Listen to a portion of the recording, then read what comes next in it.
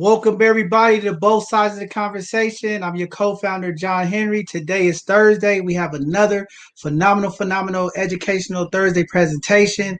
Just excited about this presentation. We have a phenomenal brother that's going to be coming on here giving us game on building wealth, breaking the generational curse of finances. So looking forward to this presentation tonight. Just want to tell everybody, please be safe out there. It's been a beautiful week here in the Bay Area. The sun's been out, people been out.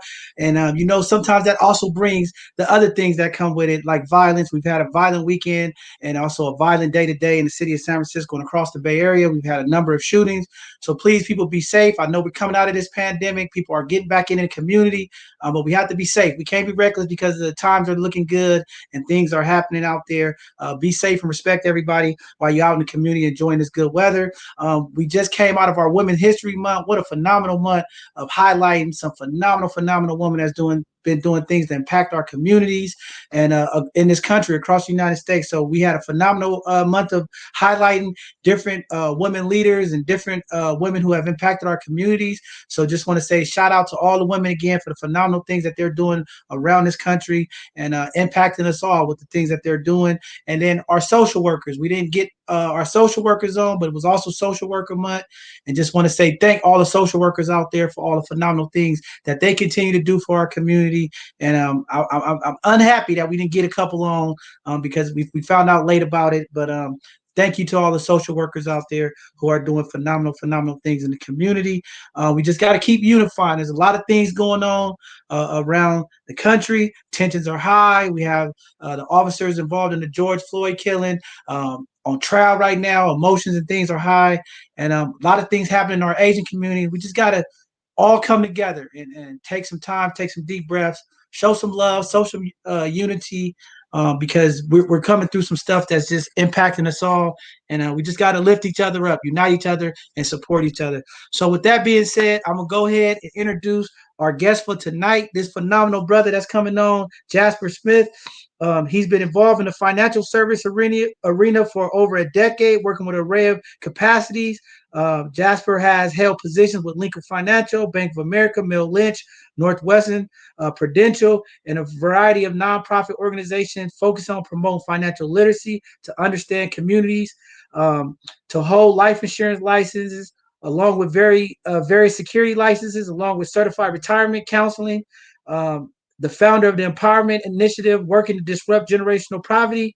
Man, phenomenal stuff he's doing. He's been working with some of the hard hitters that's known around here. So with that being said, I'm going to bring my brother Jasper up here and let him further introduce himself to the community and some of the things that he has going on. And then we're going to jump into tonight's presentation. Good evening, my brother. Thank you for having here. Come teach us some information so we can build some wealth. Now, John, thank you so much for just allowing me to use this platform. I'm just trying to do my part. I'm one guy who has, I'll say, an extended track record being like in financial services. So I haven't like swayed one way or the other. I've been very focused on trying to help educate people on the importance of all things financial. And I don't claim to be an expert at everything, but I do know quite a bit about a lot of different topics. And I was I was fascinated with this industry when I left college because I looked at the problems that plague certain communities. It's quick and easy to see that money plays a big role. No matter what people say or do, money is the one thing that we need to get more comfortable just having a conversation with. And so as people go through their lives, I found that a lot of people just aren't comfortable. They're not comfortable. They can't have the conversation. Like, I'll give you an example. So if you were to ask a good friend of yours today, and anybody can do this, ask them how much money they make and watch them cringe. Or, they'll have some reaction because they'll say, oh man, that's too personal. Now, this could be a good friend of yours. Ask them about the last time they went on a vacation and how much fun they had. They will give you all of the details and then some. They will be overly willing to share everything. But even just asking somebody how much money they make, and you could be in a completely different industry, completely different profession. The number has no bearing on anything, but people are so afraid just to talk money. And I should take that back. Generally speaking, people in poor communities are afraid to talk money because wealthy people tend to talk about money a lot more than poor people, which is probably why they have some wealth.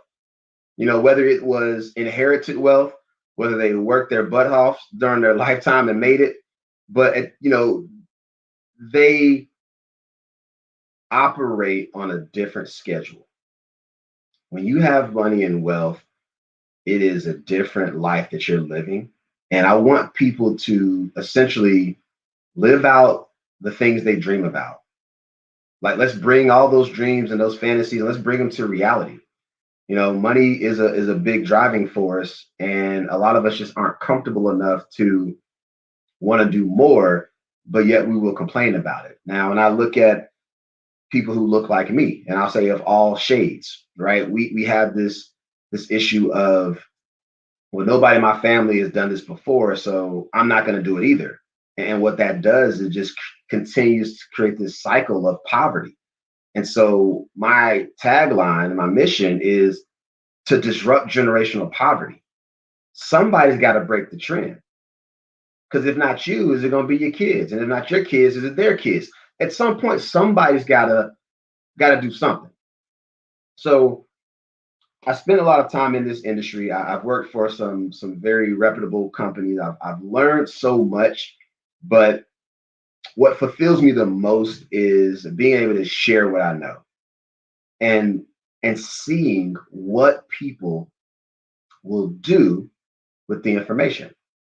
Because everybody says knowledge is power, which is great, but if you don't apply the knowledge, what good is that? There's other people talk about like some of the best ideas that you'll find are in the graveyard because some people just wouldn't do things while they were here on this earth. So we all have, we're all living on borrowed time. So how do we make it count? So part of my drive is to change the way people think, and I got to change the way you feel about money.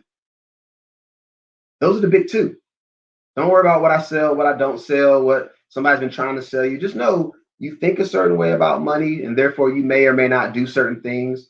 But it's also those feelings and emotions that are tied to the money that, again, causes you to take steps or not to take steps. And I've got plenty of examples that we can kind of get into a little bit later. And I just want you to know that there are people out here who want to help. There are people who, depending on where you're at in life, there's somebody that can probably help you.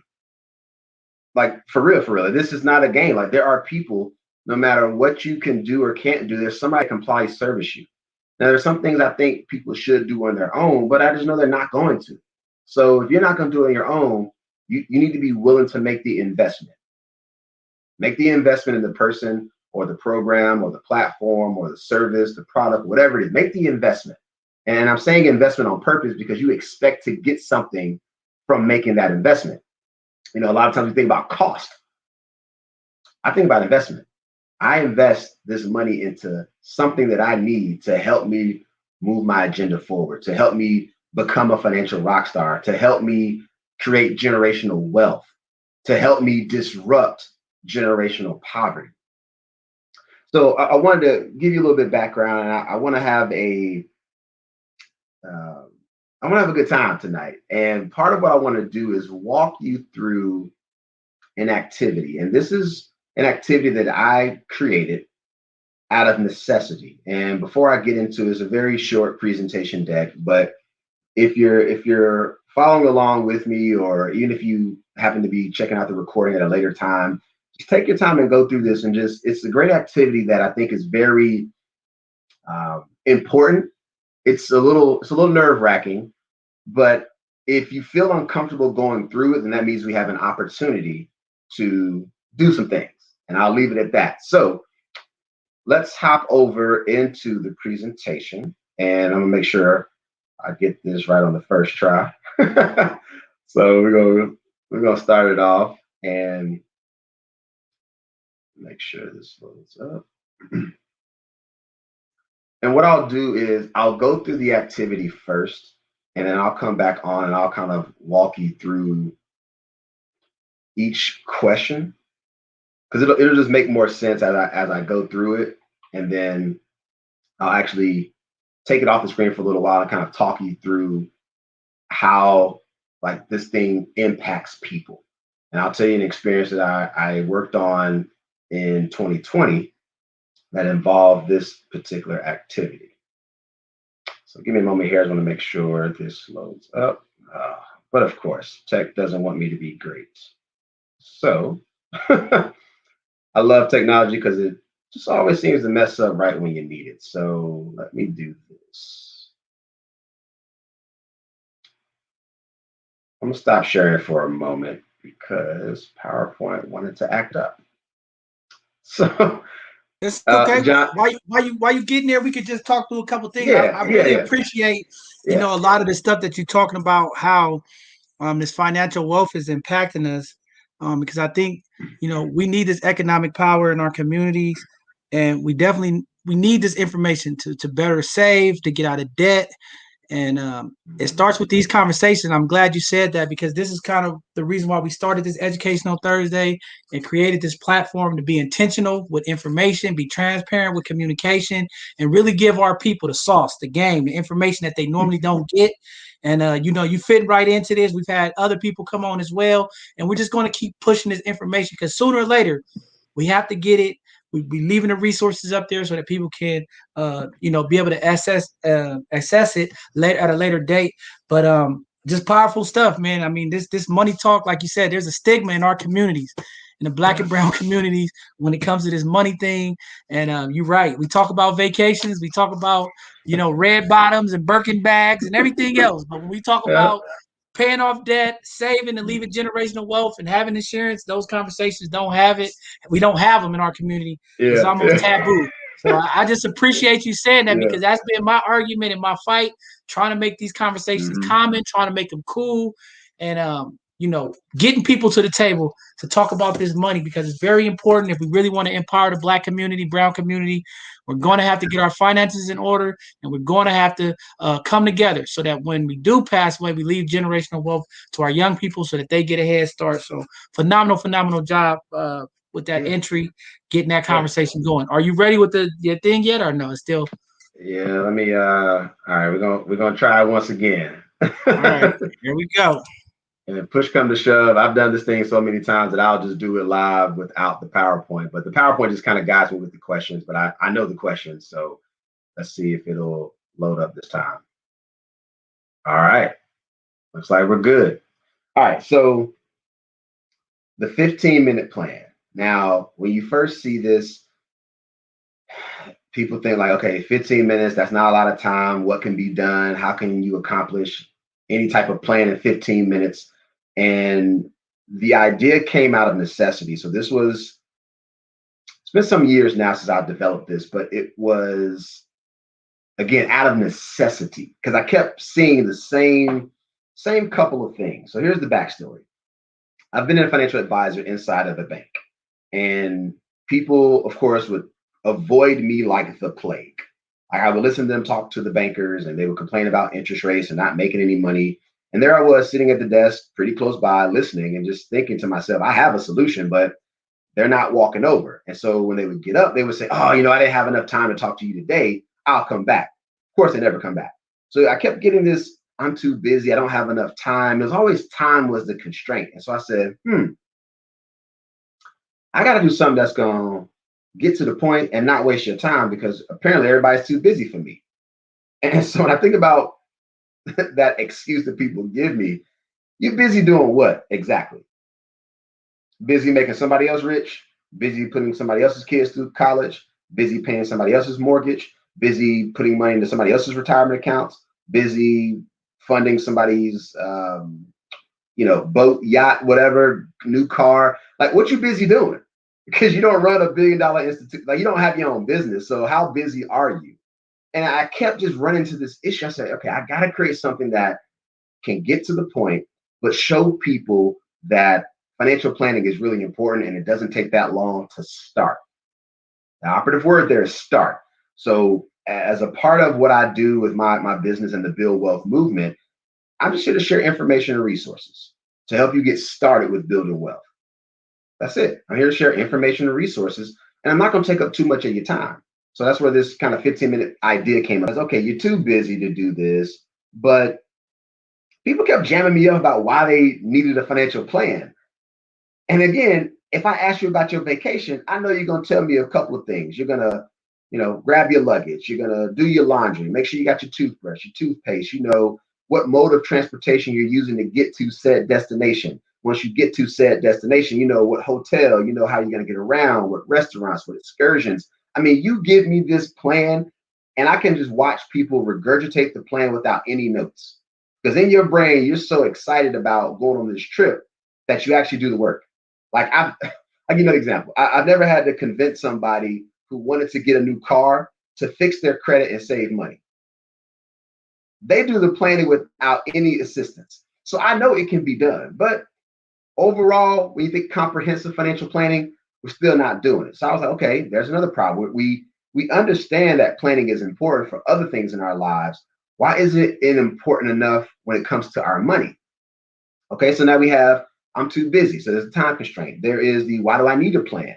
And then the third was, well, Jasper, why do I need to talk to you? I can do this on my own.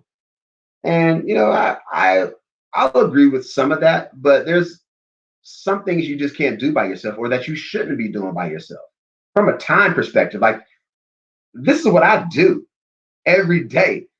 You have a job in a completely different industry, but yet you're going to find extra time in the same 24 hours that I have to do this work. And to some, they can. They don't need people. They do everything by themselves. They are the epitome of do-it-yourselfers. But for financial planning, I don't see a lot of people doing it by themselves, or if they are, they're not doing everything they should because they're not working with somebody. So again, to kind of recap how this 15-minute plan came about, I'm too busy. There's a time constraint. I don't know why I need a plan, and I don't know why I need a financial planner. So this was the solution to a problem I identified. Now, what I'll do for this sitting is I'm gonna treat you like I was treating the people when I tested this plan, and I would go to coffee shops, and this was pre-pandemic when you can just hang out. I would go to coffee shops, and I would just say, "Hey, could you indulge me for 15 minutes? I got an experiment I'm working on. I just want to get your feedback." And some days I would buy people like a cup of coffee or a frappuccino, whatever they want. I would like, yo, as a courtesy for you giving me a few minutes of your time and this feedback, I'd love to give you like a gift card. And so, or I would go buy them like a cup of coffee.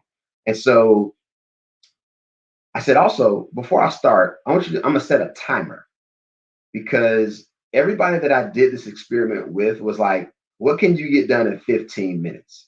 So that became my challenge. Okay, I got this framework. I think it might work, but you got to test it. So I would pull out my phone and I would start the clock right when I asked at the beginning of the first question. So for this round, what I'm going to do is go through as if you were in this coffee shop with me. So I won't give you a lot of extra details, and I'll stop. I'll come back out.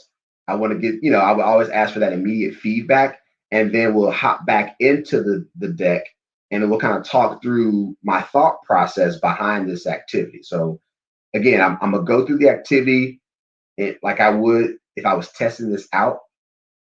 We'll pause for a second, get some initial feedback. Maybe you have some remarks you want to make, and then I'll hop back in and we will talk through the questions themselves. Okay. So if anybody wants to try this out, please do, or you can watch the clock. Just know I've never gone over 15 minutes. So with that, let's jump into it. So, actually, before I jump into it, pause. If you're following along, get you a piece of paper. It's very helpful if you write this down, not just answer the questions in your brain. Like the idea is I get people to write this down, and that's the whole point of driving home the messaging, because we always say, well, I got it in my head. Look, don't trust that. Trust the paper. You wrote it down. It means it was important to you. So if you have a piece of paper handy, just know I would love for you to follow along and answer these questions truthfully, because this is for you. Now, the last thing I'll say also, and I just thought about this, the time thing is funny to me. And I talked about people always say they're too busy, but just so everybody knows, there are 8,760 hours in a year. So again, that number is 8,760 hours in a year. How much time do you spend on your financial plan? Now, I actually used to say that to people. So if I can only get 15 minutes with you, then I've done my part to try to help you achieve financial peace of mind, to become a financial rock star. So now I'm ready. So if you want to follow along, pen and paper ready, you want to watch the clock or start your own clock, let's get to it. Question number 1. What are your top 3 financial goals or concerns? Just the top 3. So your top 3 financial goals or concerns.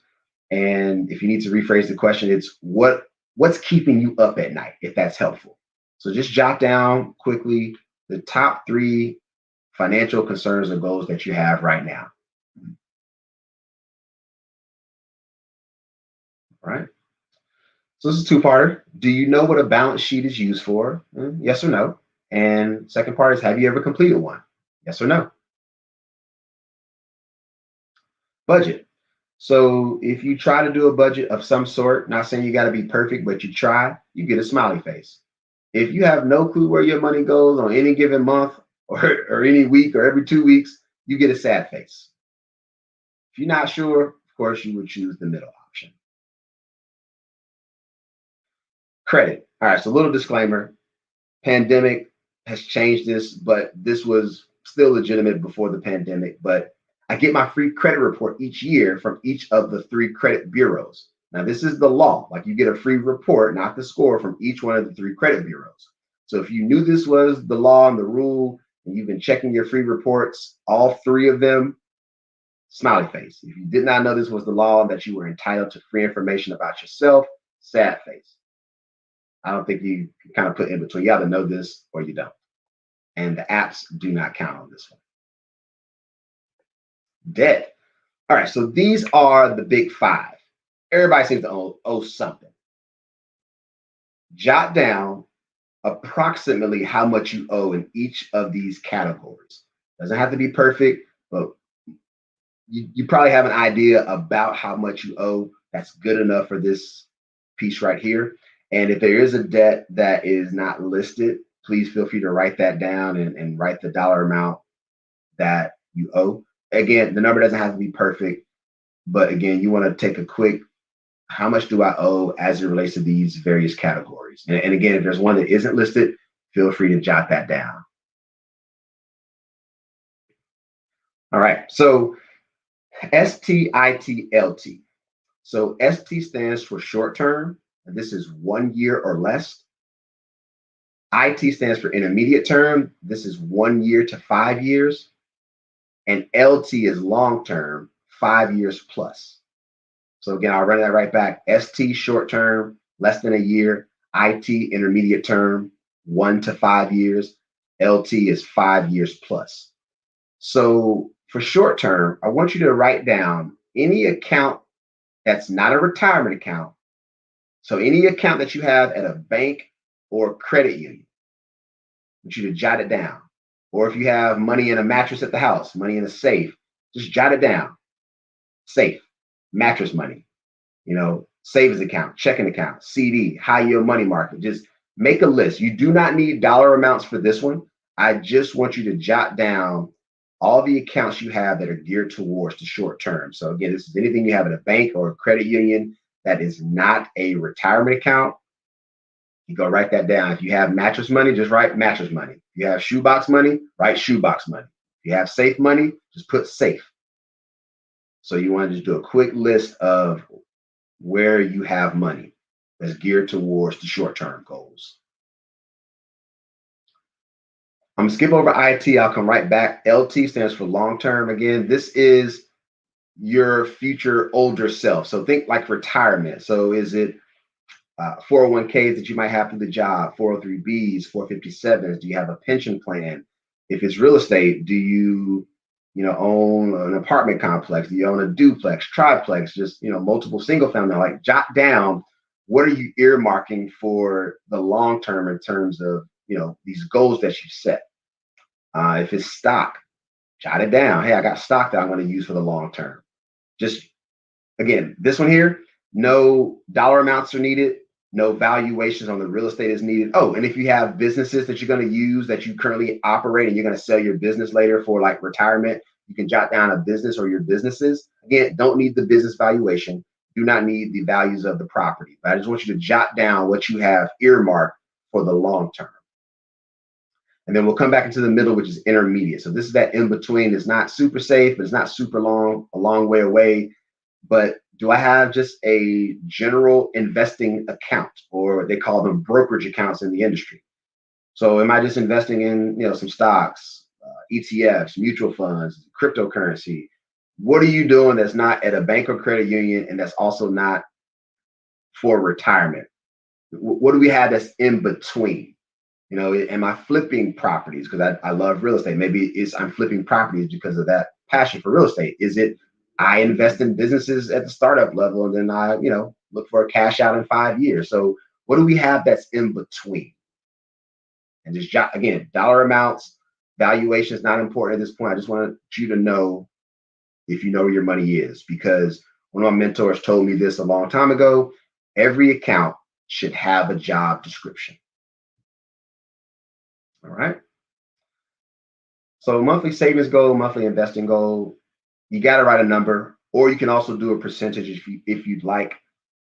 Whatever you write down, the number should be doable and it should be meaningful. Again, it doesn't matter what you write down. This is your commitment to yourself. So I'm going to save X amount every month or X percentage, and I'm going to invest X dollars amount or X dollar amount or X percentages every month. And investing, because people always ask, this excludes any retirement account you have through the job. So if you have retirement accounts outside of the job, like your own IRAs or annuities or life insurance or whatever else you're doing, this is not included. That is included. The outside stuff is included. If it's retirement stuff through your job, that is not included in your monthly investing goal. Life insurance. So 2 questions. How much do you personally own? Everybody should probably own some of their own coverage. And then how much do you have at the job if your job actually provides you a life insurance benefit? So again, first part, how much do you personally own? How much do you have at work? Disability income insurance. Same 2 questions. How much do you personally own? Do you own any disability on your own? Like you just pay the premium? Second part, how much do you have access to at work? Or do you have any through work? These are just questions you should know about the protection part of your plan. All right, so if you're a parent, what do you have saved for the kids' education? So I list off 6 popular items or types of account: bank accounts, 529s, the UTMA, UGMA. These are investment accounts on behalf of the minor. People like those. I know a lot of people who love doing real estate, to help fund a child or their children's education. Personal donor, that's anybody who's not a parent. So cousin, family member, friend, godparents, whoever. Anybody who wants to donate to your child's education, personal donor. Life insurance, there it is once again. It's a vehicle and a tool that can be used for college funding. And again, you don't need dollar amounts. Just, if you want to circle the ones you've set up already, or if you're curious about how people leverage any one of these for college, just put a little question mark beside it. All right, 2-parter. Do you do your own taxes? Yes or no? And even if you said no, do you have a good tax person? All right. And then the last question is, have you ever met with an estate planning attorney to discuss wills, trusts, etc.? Yes or no? And the second part of that is, would you like to speak with one about your estate planning needs? Yes or no? All right. So I'm going to stop sharing for a moment. I'm going to come back. John, I want you to come back on, man. You just sat through it. Give me I want your raw, honest feedback about how you felt. Were the questions too intimidating? What do you think I was up to before I explained what I was up to? Speak on it, brother. Speak on it. Man, let me tell you, I think it was phenomenal. I talk about this all of the time, and for you to put it in such a small, synchronized, layout like that, and just shrink it and make it small and easy to grasp, I think it's very powerful and it's easy. step by step. We talk about it. I mean, sometimes we've had other presentations where we go through a little thorough, but sometimes that's too much. So I think you gave it to us short, quick, the sauce, and that's what we need. But I think you hit on all of the things that I've talked on, and I'm glad you presented the way you presented it, because here's the thing: the disability insurance is something that in the Black and brown community, a lot of times we don't have this protection. And I've been trying to educate the community about this thing that we call budget that you talked about. It's very important. And I'm going to tell you from my own mistakes that I learned over the year, not having a budget. When I really sat down and I committed to, I got to think different about my money, right? I didn't care about Rich Dad, Poor Dad, and all these different programs, right? I had to make a real conscious effort and say, I need to know where my money going, because that question you asked was the first time I had somebody financial really ask me that when I was going to see a financial planner. And I couldn't tell them. I was like, I know I got mortgage. I know I got car insurance. I know I got this. But he was like, no, where do all your money go? Right.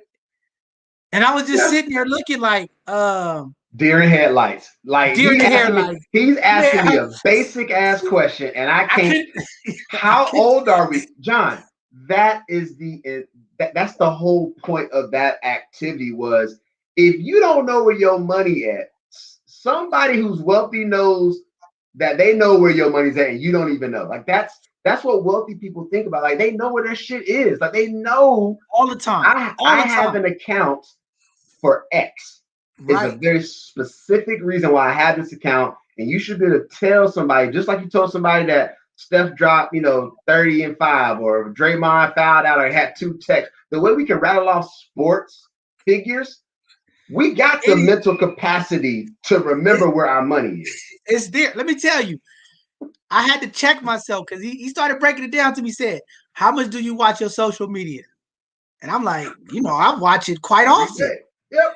And you don't know where your money going, that's a problem. So again, I had to change the paradigm in my mind. I'm like, oh man, right? So then he gave me these tasks that you just broke down so eloquently. He gave me the same task. I want you to go home and do X, Y, and Z, and then we go re-meet and we go sit down. And let me tell you, when I went home and I started pulling all my credit card statements, all my debit card statements, all my checking account statements, and I started going through this, I was like, holy macanoli. That's all I can say. I was so mad at myself. I had gym memberships that was taking $29 a month out of my account. I wasn't Not even paying going. attention. Yep. I had personal trainers taking money out of my account. Didn't even know. I had cable channels that I was paying for that I didn't even know. Right? Because I'm making money. I know it's coming in. I know we got bills. Boom, boom, boom, boom. And one thing that I always try to educate the people in this financial literacy piece too is stay away from the automatic payments. And I know it's so easy and convenient because Yeah. people just take stuff out of your account. It's automatic, and it's like for some people it's easy. But if that's the mentality, that's the discipline. You have to check yourself right there. Like I had to stop. Like I don't want nothing automatic. I need to pay myself because that was the second reiteration for me to see I have something that I need to pay, and it's going to make me focus on where my money is going. Right. Yeah. Then the other scary part, I'm a single man, and you start looking at where your money is going. You start looking at restaurants, eating Yeah. out, dining, doing all of this stuff, and then you start looking like, I spent how much money last month eating out? So then you got to be real. Yeah. You got to start. You have to be real strategic then about like what you're doing. Like, hold on, and that's where that Yeah. budget that Yeah. you talk about is so important. And saving, because then I started doing like I went old fashioned before all of the computer stuff was and all of Yeah. the Yeah. dollar managing apps, right? I went old school. So then I was like, I still want to have fun. I still want to date. I still want to go out. So I did the envelope system. Yep. So Yep. I started creating envelopes for like entertainment, dining out, travel. And like you Good. said, I would like pay all my bills, look at my budget, and be like, okay, this is what I have left after everything is paid.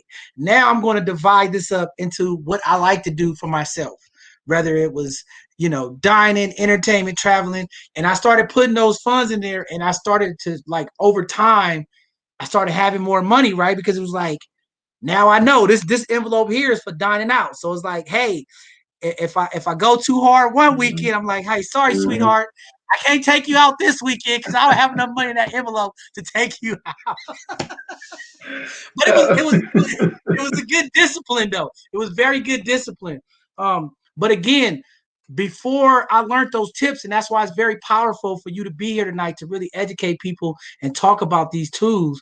It really empowered me because I was like, oh man, I really got to watch my money. Right. And it really dramatically changed my lifestyle, how I looked at money, how I viewed money. And then, like you said, once you start getting that budget and you understand where your money goes, you really start picking and choosing where your money goes, what you really need. And that's when you start having those conversations of what's a want, what's a need, and what am I trying to do?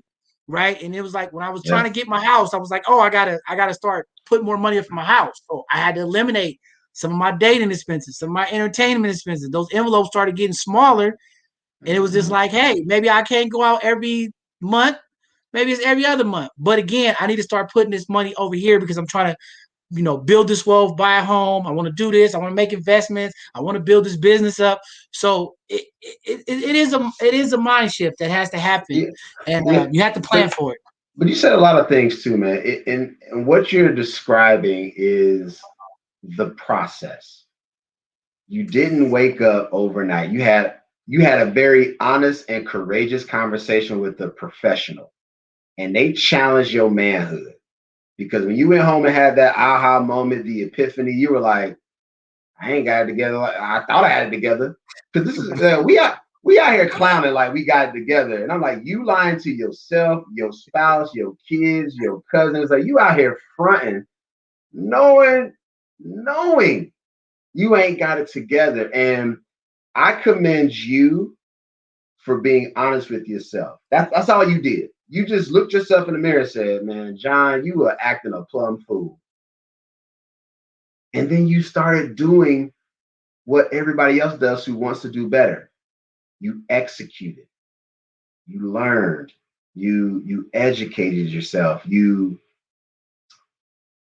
did some simple things. And I mean simple. Like we got bigger fish to fry, but if you can't get yourself together,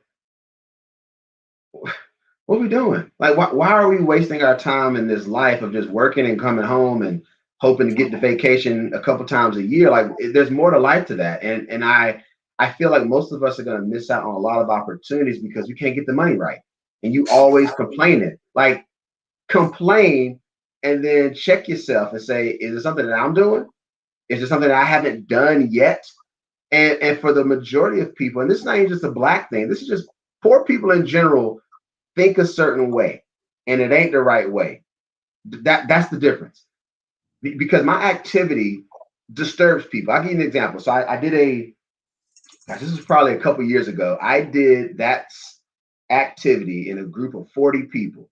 And when I get to the debt question, oh, the gaps, the pin. I mean, you talk about a reaction just when they see debt, because we know what student loans does to people, credit card debt, and you got a mortgage and you got a car payment. You're like, my God, am I ever going to get into the black? Most people are in the red because of a mortgage. We got that. But you're not doing yourselves any favors by, okay, I got a mortgage because I wanted to own a home. We'll talk about that a little bit. Student loans, you got the degree, but are you putting it to work? Because a lot of people got student loans and didn't get the paper. So you took the money, tricked it off, and didn't get the degree or the promotion. What the hell are you doing? Somebody tell me why we taking money. At least take the money and go invest it. So when the payment comes, you're like, well, I made a lick, flipping houses, investing in the stock market, investing in businesses. I mean, we take this money and then act shocked when they're like, it's time for you to pay. Were you not there to sign the document that said I'm accepting the terms of this agreement that I'm borrowing money? I mean, John, come on, man. Like I'm tired of us doing this dumb shit. But we got to talk about it. That's why it's important that you hear. We talking about this finance. We got to make this conversation comfortable and cool, right? It's the same thing that I'm pushing about mental health. We have to make the difficult conversation cool. We have to see people who look like us talking about it, being vulnerable to have the conversation. Because that point you just made was key to me. I had 8 buddies, or maybe it was 9 of us. It was 9 of us. Mm-hmm.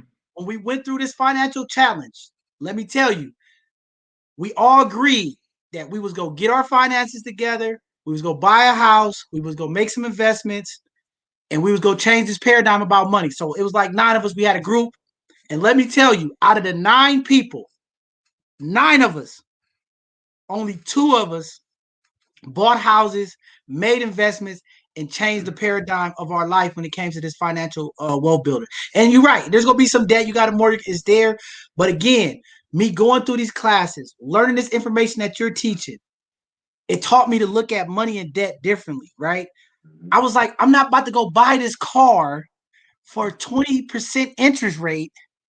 You know what I'm saying? It just made me start looking, right. And then my financial advisor, he was always telling me, he's like, John, when you signing contracts, look at the real small fine print. That's where all of the real stuff that's gonna hurt you is at, right? So he's like, don't look at all of the nice stuff and all of this, right? So every time I dealt with like lenders or things, I'm like, let me see the paperwork. I started looking at the small stuff because that's where the real stuff that's going to impact you financially is at, man. And I'm telling you, once I start learning this stuff, I was just like, it's no way I'm gonna put myself in that kind of risk with debt, you know. And when you start meeting people, and what it did was it really changed my paradigm. Like it really helped me all the way around. Like when I tell people about this financial wealth building and understanding investments and getting involved with money, it really changed you all the way around, right? Because it's like now you're dating people.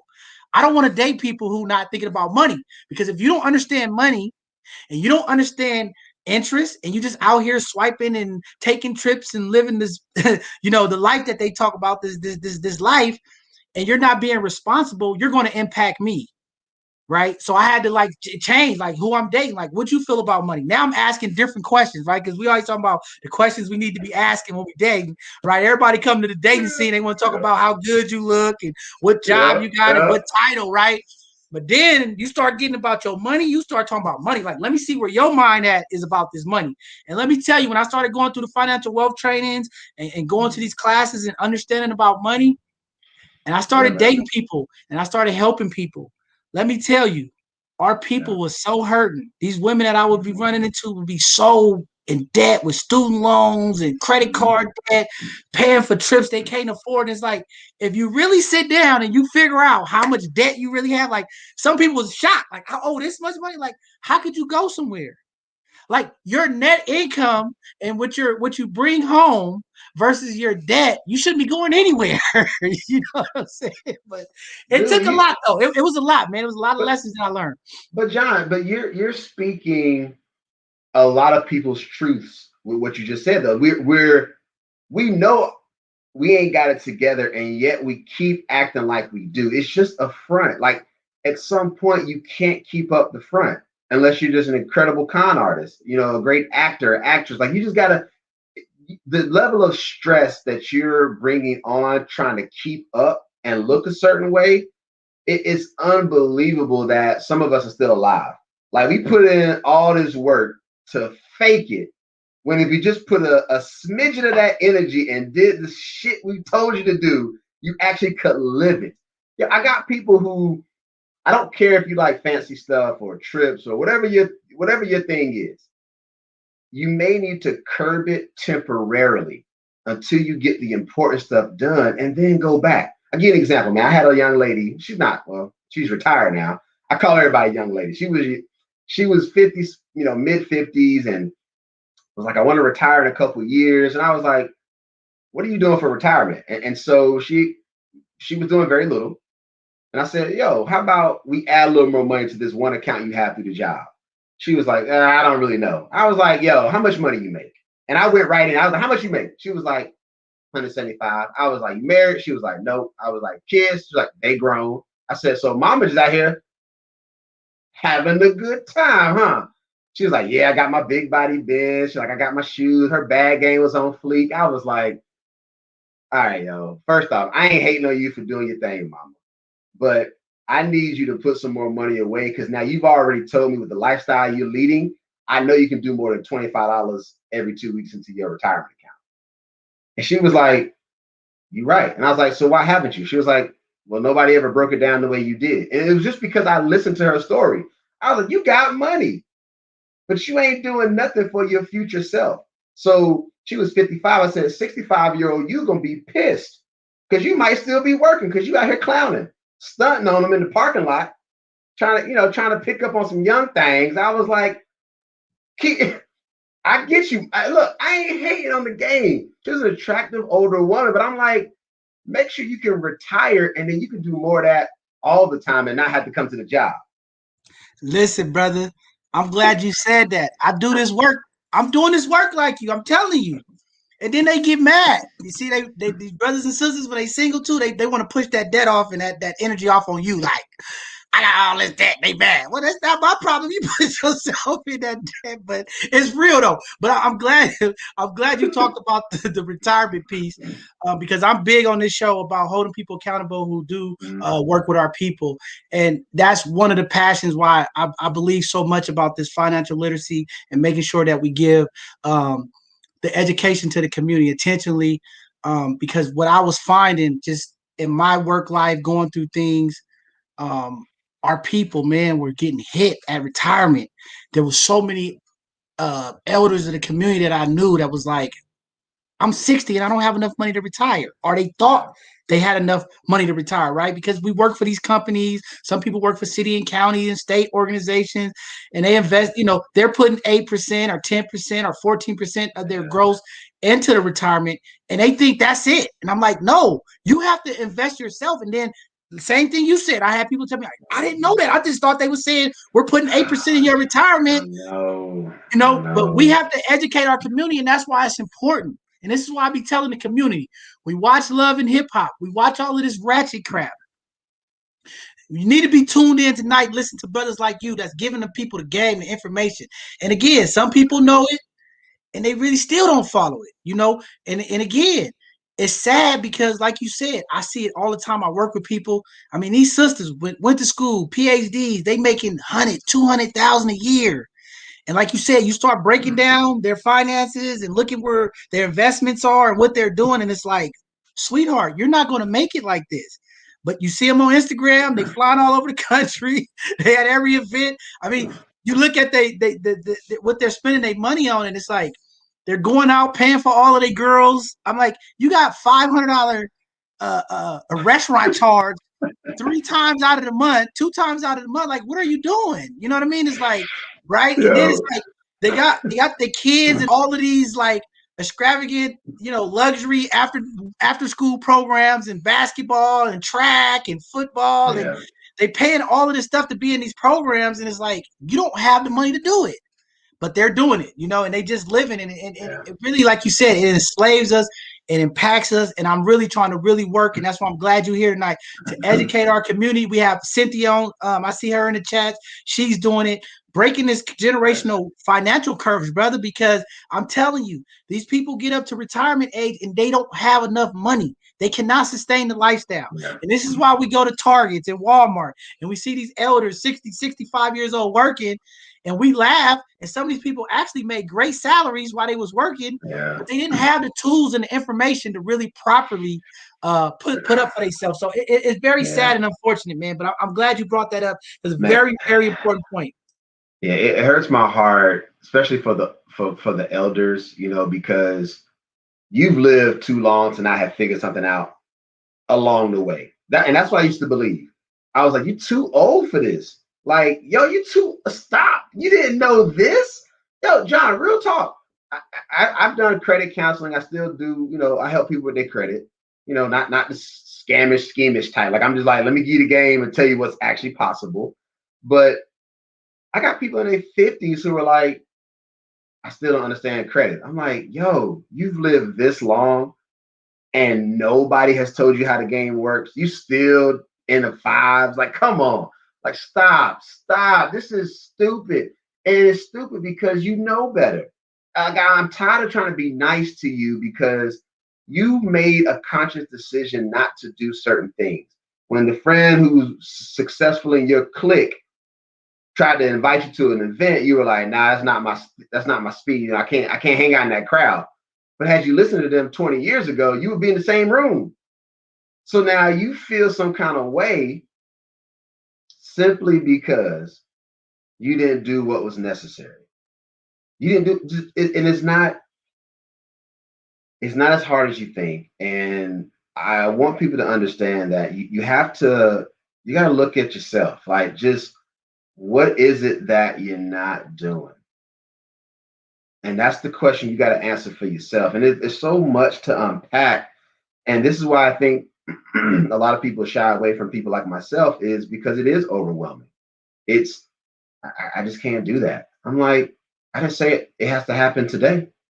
I mean, start with one or two things. I mean, I think this is a good segue, man. Let me jump back into the deck and let me kind of talk through the methodology, if you will, because I asked the questions intentionally, and it's going to be a lot of game I'm going to give out just by using this activity. Because again, I think everybody's in a certain place, so you may not need everything. You're like, there's probably something I've missed, and maybe this 15-minute plan is like, that's the one thing. Like you said, disability. Nobody talks to you about that. Your job don't even. I've met HR directors who were like, I don't understand my disability policy, and you giving it to the you giving it to the staff. I was like, y'all brought the vendor in to give it to the staff, and you're part of said staff, and you don't understand the benefits. So I know most people have never looked at their disability. Unless you've been on disability or know somebody that has, you have never understood how disability works through the job. I digress. Let me get No, back. no, but listen, no. Before you go, I gotta speak to that, and that's where my job come in, and that's why I get so frustrated, and I hold these HR people accountable, because they are supposed to be the ones who know this information and educate the employees. But again, most HR personnel and most HR forms, they for the company. Okay. And these wealthy executives who set up these corporations, these large tech companies, they understand the game, right? Their lawyers is talking to them how to get the tax break and screw the employees. People don't understand this. Like, I work for this great big old tech company. But they're setting up their policies and their HR team to make sure that the company gets the tax break. They're going to give you the bare minimum. And this is why I'm very passionate about this. And this is why, like, brothers like you and people I've had on before, I hold them accountable. When our people come to you and they're talking about their retirement and they're talking about, building this wealth, I hold you all accountable because you are the ones who have the information. Make sure our people is in the right place. Every time people come on here and talk about financial literacy and they talk about investing and retirement, I always tell them, I'm holding you responsible. It's your job to make sure that our community, when they come to you and they trying to figure out retirement, you have to make sure that 65% of their portfolio is in index funded accounts, right? Mutual funds are great, but we know people like us that's in this industry, we understand that these mutual fund accounts, there's a lot of service fees that come with that, right? And I'm not hating on nobody who sells mutual funds, because that's how you make a living. But again, over the long haul, sometimes that is 1/4 to 1/2% of a person's portfolio when they go to remove it in service fees, right? And again, I always tell people, we have to think like the wealthy people. We have to move like the wealthy people. It's a reason why 25% of all wealthy bankers, all top CEOs, majority of their retirement and their investments are in index funded accounts, because over the long haul, they win. No matter what the market does, over the long haul, they win. But again, we have people out there, I call them property pimps in every industry. They see people who don't know. They sell them mutual funds. They sell them all these accounts that they got to manage, and they get their money. And it's okay. I get to do the work. You got to get paid. But again, my thing is to my people that come on this platform, because community holds me accountable. When I bring you up here, it's my job to make sure that you understand when our community reach out to you or they call you for services, that you're going to put them in the right place, because they're going off the trust of me and my knowledge and my information. And I'm making sure that you, when they come to you, it's your job. I'm like, Jasper, brother, make sure my people are set up right. When they come to you and they like, hey, I want to get life insurance, you're not selling them a whole life policy. Okay. I want my people to get term policies, 30 years, $2 million for $100 a month. That's what I want, because I understand the game, right? But again, I understand these property pimps in this industry, and they always come at me about the whole life policy. But again, I couldn't do it. I'm not selling my people this, right? But they sell our people on, hey, if you get this whole life policy, you could take money out to go for your kids' education and homes, right? That just is trigger points. People are like, oh, I can, right? But they don't tell you, oh, over time, this premium is going to cost so much that you're not going to be able to afford it. And what happened? Because we're so excited about, oh, we could take some money out of our plan for college and to buy a house, we don't even get to keep the policy because the premium is so high we can't even afford it. The policy elapsed. And John, I'm gonna come back to that point around term versus permanent, because that is I understand how it should be sold, but those the poverty pimps you speak of, it hurts me, man. Like they've given life insurance a bad reputation, and it's not a bad idea, it's not a bad tool, it's not a bad strategy. It's just they're selling it to the people who needed more actual protection. They sold them on the bells and whistles, not you need the 2 million to actually provide for your family, your kids, pay the mortgage off for 30 years after you die.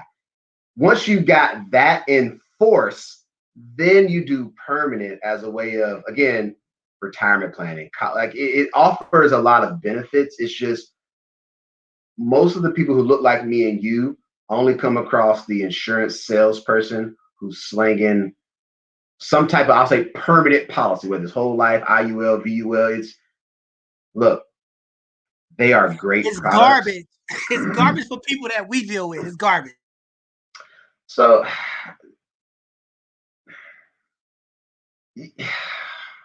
why'd you do this, man? Like I don't. I didn't want to start. I don't want to start a war. Every time somebody comes up here, I be like, I don't want to start a war. But listen, because I'm in the street. I'm dealing with those people who are not at, most of them are not at the 6-figure mark. Yeah. Right. Yeah. That's what I was getting. I'm glad you said that. That's the point. Yeah. They're preying on the people. Right. That's all I'm saying. They need the protection, not the cash value. And I'm that's all I'm saying. That's all I'm saying. I'm not disrespecting none of the insurance sales people out there, but this is what I'm talking about. I'm talking about my single mothers. We know in the Black and brown community, the majority of our families are single mothers. Okay. Yeah, I don't want a poverty pimp salesman trying to sell her some prosperity that's not real. Yeah, give her the bells and whistles. I am tired of seeing GoFundMe's in my community for funerals. I drive up and down the street. I see people holding signs, please donate to bury my baby. I'm tired of it. It's a simple way. We need to fix it. We need to educate the people quick. Now, again, there's people out there that's making $250,000, $300,000, $400,000. Great. You can sell them that. It'll work for them.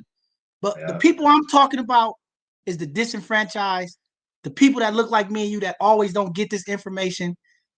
Those are the people that it's my job to protect and make sure that they get the right thing so that they get a fair shot. If their loved ones die or when they go to retire, that they set up in a way. Because I hate to see when they sell them all these mutual funds and the market take a hit right when this person is about to retire, okay, and they lose 50% of their retirement because the market took a hit. When if they had 65% of their investment in index funded account, they'll be great. But we got to start young. We got to start early. And I'm glad you're here because we got to talk to our young people, our young workers out here. The baby boomers are retiring. The elders of the community are starting to leave the workplace. Now we got these young people coming in, right? And money is coming fast. We have technology and we have a lot of automation that's coming on. And we got to get our young people to understand this. I teach my daughter all the time. I gave it to her straight up. And she's, you working, 15% of your gross income is going to your 403B, straight off the top. I want another 5% going to your Roth IRA. I don't care. But Dad, it's so much money. Don't worry about the money now. I'm setting you up for the future. Then she goes back and looks and say, whoa, Dad, 4 or 5 years of working. Ooh, I got a little bit of money. That's right. Keep grinding. Don't worry about it. Learn to live and set your means. But again, it's patience, it's discipline, and it's associating yourself around people who think like you when it comes to money. Because a woman who thinks, about money like we think about money, you ain't going out to Ruth Chris wasting $300-$400. She'll say, hey, let's go get that steak. We're gonna cook it together and we're gonna have a great night. But we got some investments we gotta make later on down the line. Man, John, like these are the discussions that I wish more people would get excited and share these type of conversations. And, when ratchet stuff shows up on social media, the comment threads blow up. You even got to be famous. Just do something ratchet. The world loves negativity and ratchetry. And the ratchetry, I don't know if that's even a word, but my goodness, man, We're trying to tell you, it's almost like I gotta trick you to give, like, it's like putting the medicine inside the candy. Like, we gotta trick our community to believing us because we don't have the examples. So we've only been exposed to certain types of, I'll say, financial services professionals, and we have very strong opinions depending on who we encountered. So I've had a challenge sometimes, not even just on the insurance stuff, but even with investments, when people are they're very opinionated about particular things, but the average person doesn't ask enough questions to understand why they feel as such. So the same feelings you have towards life insurance, some people, they feel the same way about the stock market. Oh, I can't trust it. It's not going to zero tomorrow, because if that happens, the world is over. But we've been told, it's the friend who told you they lost $1,000, but they didn't lose it overnight. They lost it over 6 months. But when they tell you the story, you're like, you lost how much money? 1,000. Good Lord. And they don't tell you they lost it over 6 months and the business went under. It was a shady CEO and the leadership. All they heard was, I lost $1,000 and it went to zero. Then they internalize that. And then they tell their friends, like, hey, we ain't dealing with that stock market. The homie lost 1,000 like the next day. And you're like, that ain't what he said. He lost 1,000 over 6 months. All you heard was, I lost $1,000. That's how bad information spreads through any community. You misquoted somebody, you didn't get all the facts, you heard exactly what you wanted to hear, and then you went and told everybody at the cookout, at the barbecue, at the party, hey man, that nigga lost $1,000. You're like, ha ha, we gonna stay in cash, baby. We gonna do cash. I'm like, okay, here we go. No, but Jazz, but that's why it's important. But this is why I get so passionate about when we talk about money and finance. Yeah. And when I have people like yourself coming in here that's giving these services to people and helping our people, Yeah. I really have to hold y'all accountable. Sometimes they feel like I'm yelling at them, or I'm saying that they're not trustworthy. It's not saying that, but I want to make sure that when people come on my platform and they talking about this wealth building, that they understand that we have to have the right thing, because in our community there's a trust issue. There's already a trust issue in the black and brown community when it comes to talking about information. So if we already don't trust each other about things, you get what I'm saying? Like, how do we break this stigma? And it starts with trust. So that's why I'm very, very passionate. And that's why when people come on here and talk about financial literacy, I'm on them, because our people already don't trust giving their money to us, right? So it's very important for you to be there. And that's all I got to say. That's why I do it. No, you're right. Because, case in point, we're on a live session and my hair is looking toe up. If you can't trust the brother who's speaking some real game, who didn't do his hair, with a Buildwealth shirt, I don't know who you're going to trust, because you don't trust us when we wear a suit and we're clean cut and we speak very proper. You're like, can't trust him. He's smarter than me. Now, I'm trying to look like an average dude. It was a hot day in Oakland. I'm in Oakland. I just left the lake before I logged. It was hot, right? So, I ain't even do my hair. I was like, it's a little lumpy. I'm trying, like, what else do I have to do to show you I'm a real dude? You can check my track record. You can look on LinkedIn and see that I've worked at all these places. I have learned something from every stop that I've made. And when I try to speak to people who look like me, you would think I'm a snake oil salesman. It didn't matter what I was selling. They just like, nah, bro, I can't trust it. I'm like, you have not figured this out. Please tell me what you're going to do and make it make sense to a financial planner. I've spent 12 years. I've taken tests. This is what I do. So when you're challenging me, please tell me your sources. Because all we say is, I heard. Who you hear from? Your broke cousin? Your broke uncle? Your auntie? Like, who you hear from? Because my mentors are millionaires.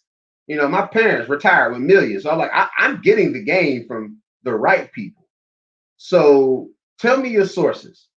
Because if what I'm telling you wasn't legit, somebody probably would have found me out years ago, or I'm just really good at keeping stuff under wraps. But I've been at it for so long. I've been at it since I was 22.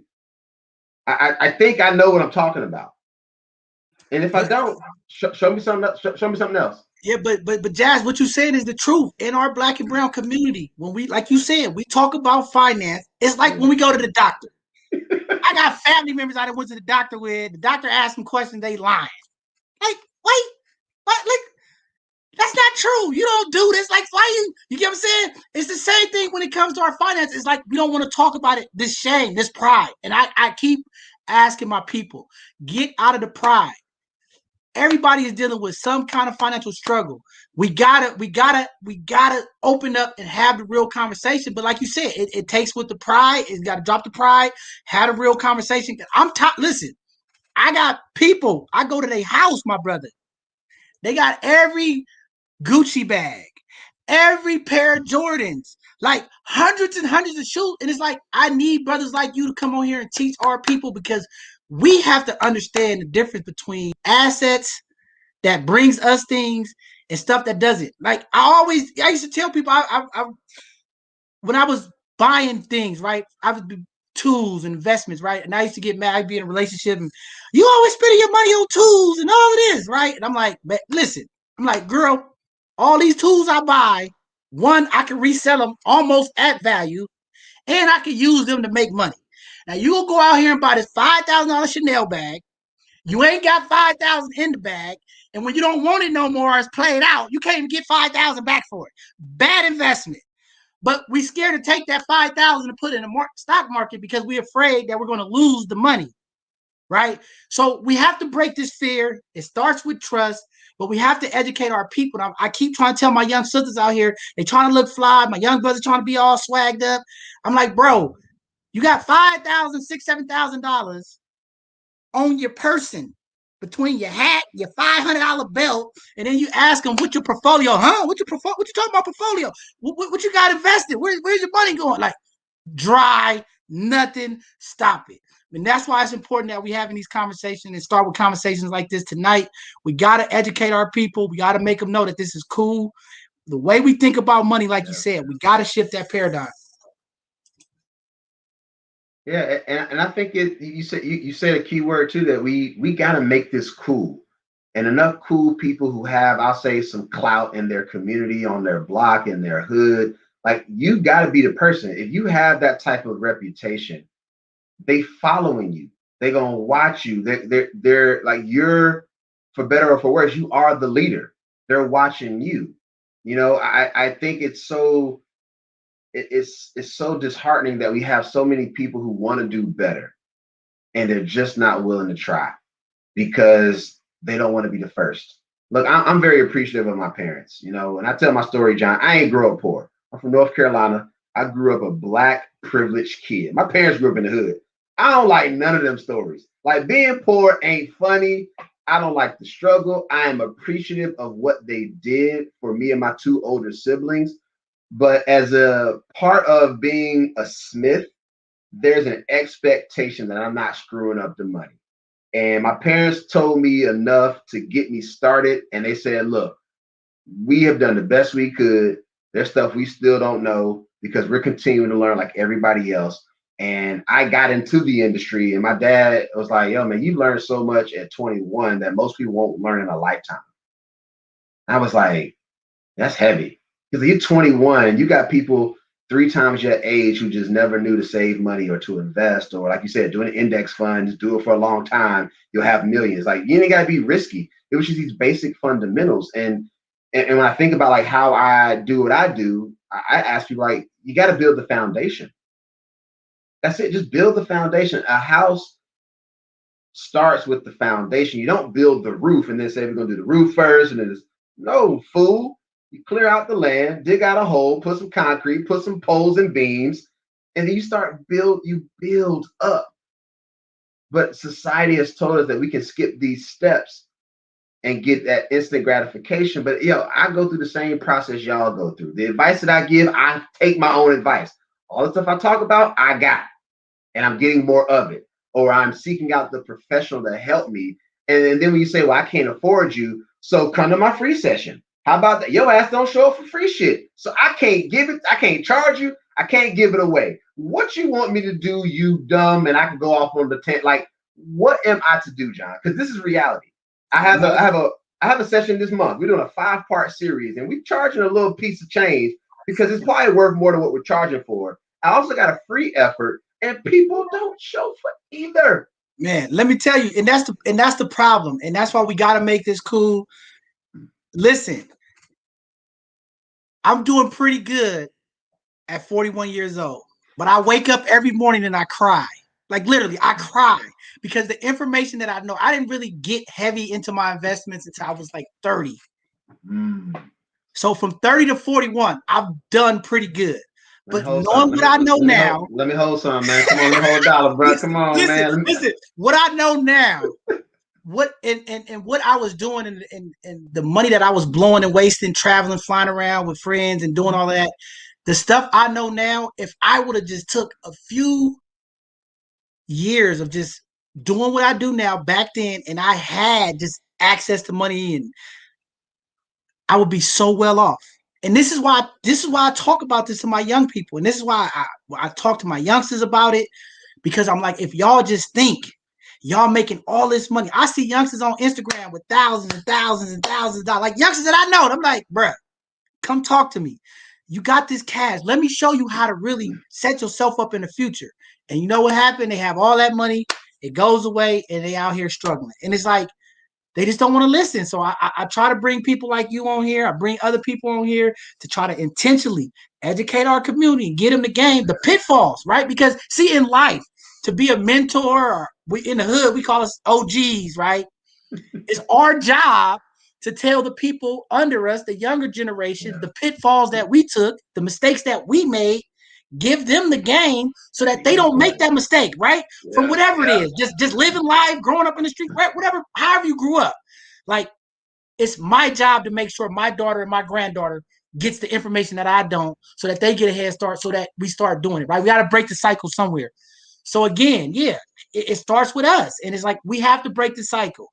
I try to talk to my youngsters. I'll be like, look, man, do this. Let me show you how to invest. You can make some money. And I've had a couple who did it. To this day, call me like, bro, thank you. I own apartment complex. I'm doing this. Like, I'm glad I listened to you, right? And then you have a whole lot of them who had access to a lot of money that blew it and was like, dang, now they trying to do it. I'm like, bro, you had all the money, you could have been like on top of the game. But you know, we're gonna learn though. We're gonna be patient, and we're gonna keep pushing this information to our community, because this is powerful information. And I really like how your presentation. I've seen a number of them, but it's really quick, straight to the point, and I like that. But the fastest way to building wealth, like I tell people, is like starting that budget, like you said, making sure that we have the right stuff in our budget that we're paying for before we pay for cable and Jordans and all of that. I like the debt snowball approach. You know, you pay the lowest bill off into the higher bills. But it starts with that budget, man. I mean, if anybody watching tonight, just sit down, pull all your statements up, and create a budget. Just start there. John, nope. It doesn't even start with the budget. So I gotta stop you there. It doesn't start with the budget, and here's why.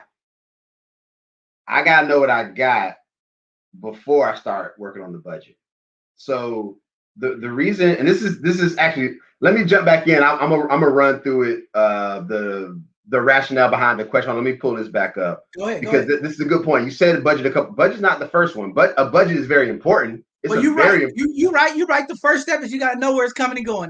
That's the first thing. You got to know just what do I, again, before I go on a vacation, I actually check my closet to see if I got clothes. I check to see if I got clean drawers. If not, I mean, you got to check. I don't just go, right? I check first. Where am I right now? So let me pull this back up. I'm gonna keep my fingers crossed that I get in the first time. All right, so we got that up. Because let me see. So we start, let me start at the very beginning. So the reason I asked this question around your top 3 goals or concerns is because a lot of people I talk to have things in the wrong order. I'll give you an example. Here's the example that breaks this down. You tell me you want to get a house. I say, great. The next question is, tell me about your savings. Next question is, tell me how's your credit. Now, if you don't answer those last 2 questions appropriately, house is not your top priority. This trips up so many people because we know that the house is a great goal, but it's not the top goal, because in order to get the house, you're going to need some savings or some money, and it's probably going to involve you having a lender to take a look at your credit. So just in that analogy, people started to see like, hey, maybe I need to shift things around and focus on saving money while I'm paying off some debt to fix my credit. And that's what I find that trips up a lot of people, is that they just got things out of order. So that's why I start off with that question. Any good financial planner or advisor should always ask you about what you're trying to do. They should not leave with a sales pitch just because they know what you do in terms of your profession. They should ask you a basic question like this to see what is it you're trying to do.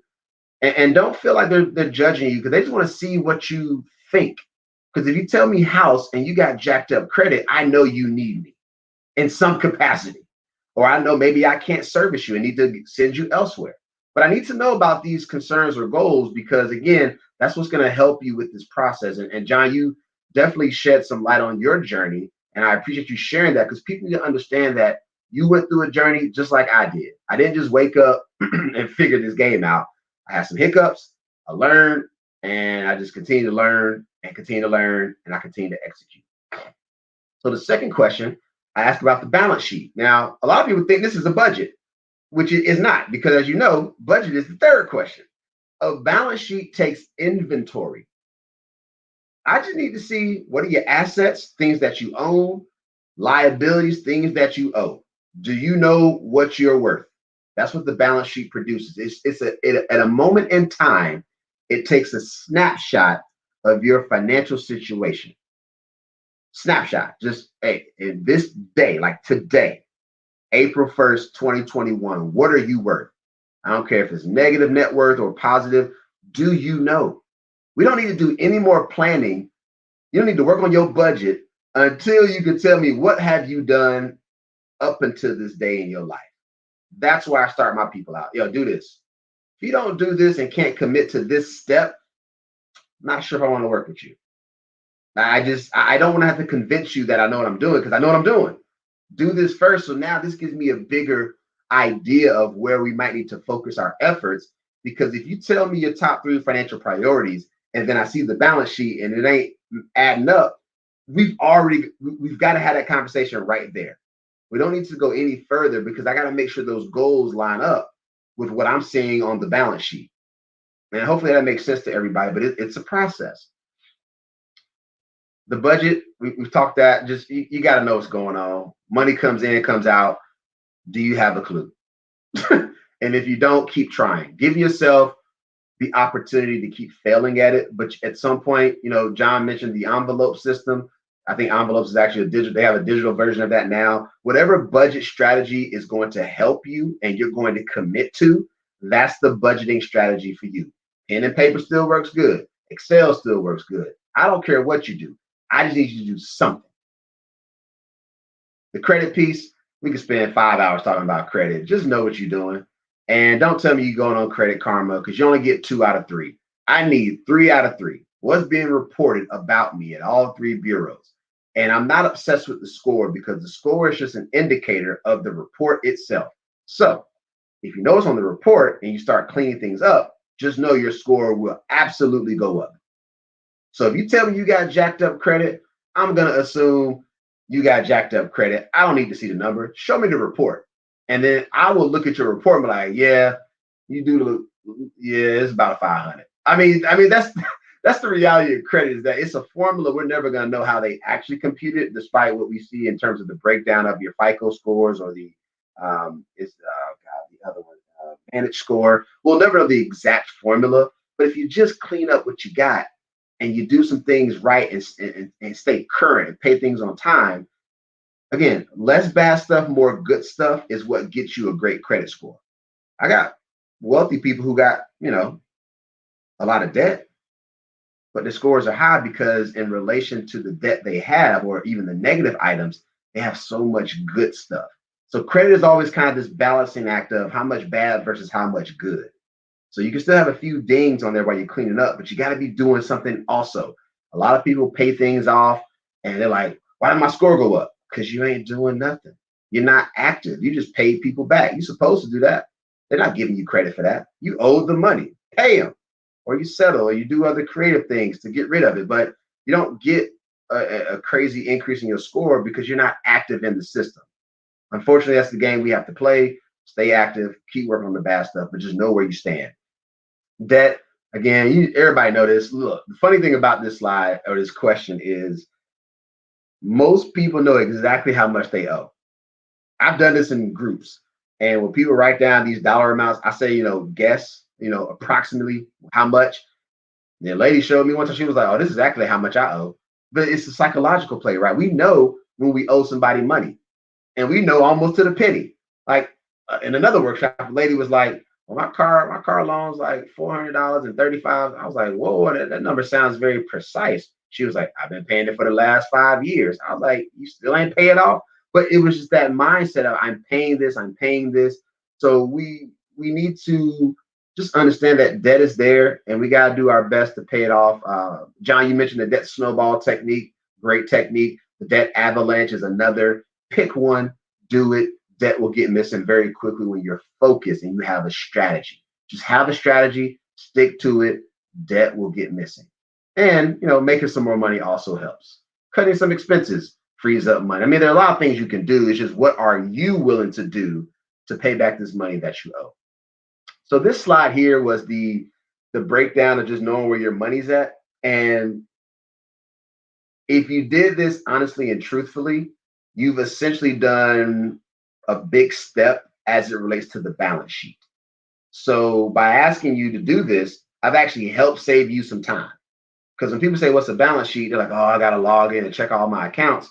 Well, this was part of it. If you just knew about where all your stuff was, you've done a lot of the heavy lifting because now you actually know, and it won't take you as long to think about where do I have my money? You've already kind of given yourself a very good head start. Savings goals, investing goals, look, do it. $0, $1 is better than $0. I don't have much to say about these. It's just you got to do this. Every month you got to pay yourself. Every month you should be investing in something, and you got to just stay committed. If you can't do a lot, you do what you can until you can afford to do more. That's the secret sauce to saving money. Just so everybody knows, that's the secret. You pick something, you do it, add more later when you can afford to do it. Life insurance, John and I started talking about this a little bit. Just you need to understand what you have through the job because 9 times out of 10 is not enough. And when you leave the job, you lose the benefit, which is why I want to know how much you personally own. And to John and I's conversation a little bit earlier, being mindful of your budget, right? If you can't afford a lot of coverage, then I need to get you the most insurance for the dollar amount you can afford. Like that's the school of thought that I was taught and challenged to do. Like, don't be the sleazy insurance sales guy because there's so many of them that they really don't think about like, did I get them enough? So they may sell you a certain type of policy, but then it actually didn't cover your need. So I'm a big fan of doing a calculator, seeing how much you actually need first, and then we decide what type is always the second. Now, if anybody watching this or listens to this and you're like, the insurance person I've been rocking with just came at me with like an idea, I would not give them your business. They should have said, how much coverage do you need? Then show you the recommendation. Disability, the same thing. Whatever you have through the job, one is not enough. Facts is not enough. The benefit, you don't get it right away if you go on disability, and also that benefit is taxable to you. So in case you didn't know that, that's disability in a short version. Owning some of your own, always a good thing. And if you say, hey, I don't want to own any additional disability insurance, I need you to save a lot of money. Because when you cannot go to work, your bills do not stop coming. That's my little soapbox on that. College planning, again, a lot of different things to unpack here. My story is simple. When my parents made it simple after they learned going through college with my sister, who's a lot older than me. I want all parents to have at least 3 buckets for college. Bank account should have that in a bank. It could be at a bank, credit union, whichever you like or prefer. I'll say an investment account. So that could be the 529 or the UTMA, UGMAs. Like you got to have something that's going to grow. Like we need something that's growthy. Like everybody has an 18-year head start. But most people wait until the kid's 14 and like, oh, time's running out. You had a head start. So stop giving me this, they growing so fast nonsense. You got to do something more than just saving money in a bank account or in cash. You got to have some investments. You got to have, you know, do something that's going to give you a lot of options. Got to do that. So my parents did a bank account. I had a UTMA account, and they took out a life insurance policy on me. Still alive, as you can see. So whatever you believe about life insurance, just talk to somebody who can educate you on all the things. Because I've never had a car payment because my parents took the money out of my policy and bought me a car when I was in college. That's a real story. And I just tell people, yes, kids should have policies on them. It just makes sense, but they should also have investment accounts. They should also have a bank account of some sort, because the bank account alone will set your kid up for financial greatness. And there was a study that I read some years ago that talked about how when a child understands they own something, it does something to their brain. Like it may just be $25, which is a lot of money to a kid, like a young child. But that relationship that they have with a financial institution gives them a added like boost in terms of being successful in life. And I don't need to talk about student loans who are just people hate them, and it's because the parents didn't do enough or the community didn't do enough to support. Loans will always be there. Good credit, bad credit, no credit. Somebody will always give you a loan for education. We can do more for our babies. We can do a lot more for the babies. And if you're not a parent, share this with all the people who have children and talk about how you need to have a multi-pronged approach to getting money for your kid or your kid's education. And sometimes it's going to be a lot of these personal donors, which is why I list that. You got to ask your community. They say it takes a village to raise a child. Well, the village should be putting up money. Taxes, don't play with the IRS. Next slide. Attorneys, look, this is I'm not an attorney, I don't do taxes, but these are important. Taxes touch everything that we do. You should not play with the IRS, but you should do you should pay what you owe and not a cent more. That's all I say about taxes. Estate planning, I need you to leave your family some instructions. I'm sick of people dying and not leaving their family any instructions. And you say you love your family, but if you're not writing out your final wishes, I think you are a very selfish person. I don't hold my tongue on that. You are selfish. You're selfish. You know, if you feel bad that your parents didn't do something for you and now you can do the same thing for your kids, that's how y'all stay poor, because nobody was willing to change. You have to put some documents in place. You can manage beyond the grave. Wealthy people do it all the time. Tell your family in writing who gets what. So this way, families won't be broken up once you die. Real estate, they won't have to sell the property because there may be other assets, that can help to manage that property. But you have to write out some instructions if you really love your family. Now, the last thing I put, and actually I stopped before this, you should not, and again, you cannot do this by yourself. Every wealthy person that I know has a money team. Now, the disclaimer at the bottom, someone on your team could wear multiple hats, but you can kind of see the variety of professionals that you need. And even in certain categories, you may need multiple people, depending on what you do. So I like to call myself the financial advisor planner because I'm like the quarterback. I want to see the whole field. That's why I ask you to do a balance sheet. Like I'm asking certain questions because I'm trying to be the quarterback. But I'm also, I do investments. I can do insurance. I got real estate people I can refer you to.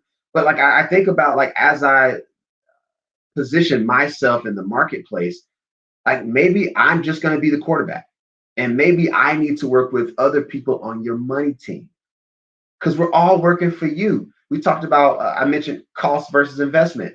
You got to stop thinking about the cost. These professionals are good at what they do. Not all of them. We're not all created equally. Some are better than others. But you need to build a team around you, because I don't know how you can be wealthy if you don't have a whole lot of people helping you. Ask the wealthiest person you know, bet money they got a gang of people around them that help them stay focused on their money, doesn't take up all their time. They are compensated for their time, but the person can be free. Like, do y'all really think Jay-Z does all this by himself? I mean, we see him everywhere, right? Jay-Z doing his thing. Do you think Beyonce does it by herself? Like, I'm whoever you gravitate towards. You know, you mentioned Housewives of Atlanta. They getting money. They're in entertainment. They got businesses. They have influencer deals. Like, they're getting money. It's ratchet, but yo, they get millions of views, millions upon millions. So they get endorsement deals. So they're in the business of entertainment. So yeah, it's drama. It's great, but they getting money. I don't think none of them in the line at the food bank. You know, I don't think they waiting to get that We disability check. we got community drama, and they ain't getting no money. That's the problem. Now, but now I'm glad you broke it down, man.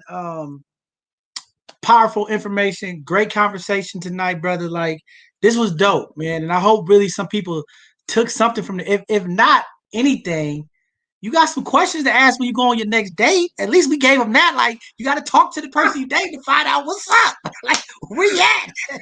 It's gonna be some cold nights tonight, brother. It's gonna be some couch sleeping tonight. Hold on, we gotta talk about this money tonight. no, but no, but seriously, definitely great, great conversations, and definitely, people on that journey of trying to, combine their households and things with people. Make sure y'all talk about the finances. Very important. And like you said, the estate planning, having those attorneys around and making sure that you have the right trust, the right wills, so that when your kids or when you pass away, that your family gets something. I think that's very important what you said, because if you're not, you're selfish. And again, if it's your only kid, even still, in our Black and brown community, when grandma passed away and the house is sold, the probate courts and attorneys take most of the wealth from the kids fighting. We already know Uncle Ray on crack. That's my mama, I won't son. Everybody fighting over the money. We just got to be real. Like, we got to have these tough conversations, but we got to make it real so people understand. Yeah. And it's important. Our generation, some of them before us, they didn't know that, like, how important it was to have a estate. And when I die, I got 10 kids and they all be fighting. We got to fix it. And if you have a medical emergency, who's going to make that call? That's the point of those wills and those trusts. We don't think about that. And I just want to say thank you again for talking about the disability insurance. I keep telling my people, please, whatever you got to call, Aflac, whoever you got to call. And if you got some recommendations, please let the people know, because there is certain companies when you're trying to get a personal one versus working with people, sometimes it can be a challenge. But again, most of our Black and brown communities who are working, having a house, the first time they get hurt, they lose majority of their wealth because they get behind their mortgage payment, they lose their house, and life happens. I just had an accident last week. Things happen. You have to have that insurance and that protection to protect your assets. And I think that's how a lot of the wealthy families in different communities get ahead of us, because they have those different protections. So like when COVID hit, people were out of work, different things happened, or they got COVID, they was able to use those insurances to continue to maintain. And a lot of times we don't have those protections, or we don't understand about them. And we have to have that. And I keep telling people, part of your budget, when you do get there, after you check everything, like you said, make sure you got a life insurance and some kind of disability insurance included in your budget before you get your cable bill and you make the trips. And the educational piece is very important too. I know we have scholarship opportunities and things here at both sides of the conversation. I know sometimes in our Black and brown community, all we think about is the football and the basketball and the track and the soccer. They're going to get a scholarship, but sometimes that don't happen, right? And we don't want to be dependent on other people. We want to give our young people an opportunity. And again, the reason why the wealth gap in America is so disproportionately affected in the Black and brown community is because those families who get this information that you're giving tonight, they set those kids up with those 529. So when their kids graduate out of college, they don't have to pay back those loans. You get what I'm saying? And they get a head start in life. So they could get out of the college, they could get the $150,000 a year job, and they can just start making that money and building it. They don't have to worry about paying back, when a lot of times our young people have to pay back the loans, and they already behind. So definitely for our young parents out there. Yeah, John, the behind thing bothers me because I've got quite a few tech clients, and they're early 30s now. They have children, and they're so far in debt. And it's this debt mentality that I got to keep borrowing to do something, but they're not borrowing for investment purposes. Borrowing is leverage is a great thing in business when you have assets. The problem with us is we feel like we're going to work our way to wealth. It does not work. I don't know anybody who has a 9-to-5 job who's independently wealthy, because it's not possible, because they'll never pay you enough. You won't have enough time to do other endeavors. And so you'll make great money, live a great life, but you'll never be like really wealthy unless, again, you set up some things that allow you to do so. Or maybe just your kids are going to be the beneficiaries of your hard work, but you may not be able to enjoy it. And so you're not right or wrong for which route you choose. Everybody's an entrepreneur. But even if you have a day job, you have to get invested in something. And what I find is that we keep thinking that working harder is the answer. I'm gonna work overtime. So you mean to tell me you're gonna work 7 more hours and make $2 after taxes, and I'm gonna go invest and do nothing and stay at the party and make 1,000? And I just heard the story. Who was telling me? I hear it all the time. I gotta go somewhere and go to work where you should be having fun and enjoying like family time. And you know that the time that they're going to spend at work, going to work, back from work, like if you put a dollar amount on that time, it wasn't worth it. It was not even worth it. And had you been doing something else to generate income, then you could have stayed and enjoyed that time. And it's, at some point, you've got to make the decision to do something different. That's it. What different is for you is going to be different for me and for everybody else. But why have we not done anything different? That's all I want to know. Like, why? You're giving away coachism. One of my mentors, he got all these coachism, and he say what works working, what don't work don't work. And we've been doing stuff that don't work for a long time, and we got to do better. And it starts with conversations like this, and that's why it's important for you to come on here tonight, give your time back to the community. And this is why I encourage all these people to come on our platform, help educate our community, give them the opportunity, that missing information. We got to be intentional to get this type of information to the community so that we can make that start, make this transition. And again, it's self-responsibility. We got to hold ourselves accountable. And it starts with making the tough decisions, like you said earlier. When all your girlfriends is talking about going on the trip and you know your money ain't right, you got to stay home and you got to save. And like, let me tell you, a lot of times, and this would get me mad because people see other people do stuff, and this is what is haterism or whatever they call it, jealousy come. People see you doing things and they get mad, but they don't see the sacrifice. You know how many times I didn't go eat out? Like I went to the grocery store and cooked. You know how many times my boys was like, "Hey, let's go to DR, let's go here, let's go do this," and I'm like, "Hey, bro, I'm gonna let y'all go enjoy yourself. I'm gonna stay here and grind." So them 9 brothers that I was talking about, 2 of us got our stuff, and the rest just didn't because they was trying to be out in the streets at the club, popping bottles, doing, having fun. Like it was a good time, but we're not getting ahead. You know what I mean? And that's the tough decision. And like you said, it is a decision that you got to make. Like, do I go out on these dates 3 or 4 times a week, chasing this fantasy that I'm going to find Miss Right and waste $1,000 on going out when that $1,000, like you said, could be impacting your portfolio by investing and doing different things. And it just comes down to choices, and we got to make those tough choices. Yeah. And sometimes you got to watch from the social media and just say, "Hey, have a good time." You know what I mean? And it's tough. Sometimes you got to just have that hard conversation, like, "Babe, we ain't going nowhere. We sitting in the house and saving this dough." You know what I'm saying? But Man, look, that's just what it is. That's what it is. John, I love your story about your crew, because what you shared and revealed to the people is there were only 2 people who were committed. 2. Everybody else was interested, and there's your example is that's it. 2 people did. We all came together, all 9, and said, "Here's what we're about to do," and only 2 of y'all did it. That is a terrible success rate. But when you look at, as you get older, your priorities should change. The things you're talking about should change. Because if they're not, I can pretty much figure out where you're at in life. I love hip hop music like the next person. I love a little bit of ratchetry here and there. but it doesn't consume my life. So if I need to understand what's going on in the culture, I got enough people who consume that, so I don't have to waste my time trying to, who did what happened. Like every time something on my feed starts popping up too much, I know exactly who I need to call or text. Yo, what is this about? And then I go to YouTube and get caught up on it because I know the sources. Like, but I don't jeopardize my day to learn about some nonsense. I do it while I'm working out. Like I need, I'm working out for an hour. All right, I might as well get caught up on the culture. I might as well get caught up on something that I may have quote unquote missed, because we're always like, I don't want to miss the party.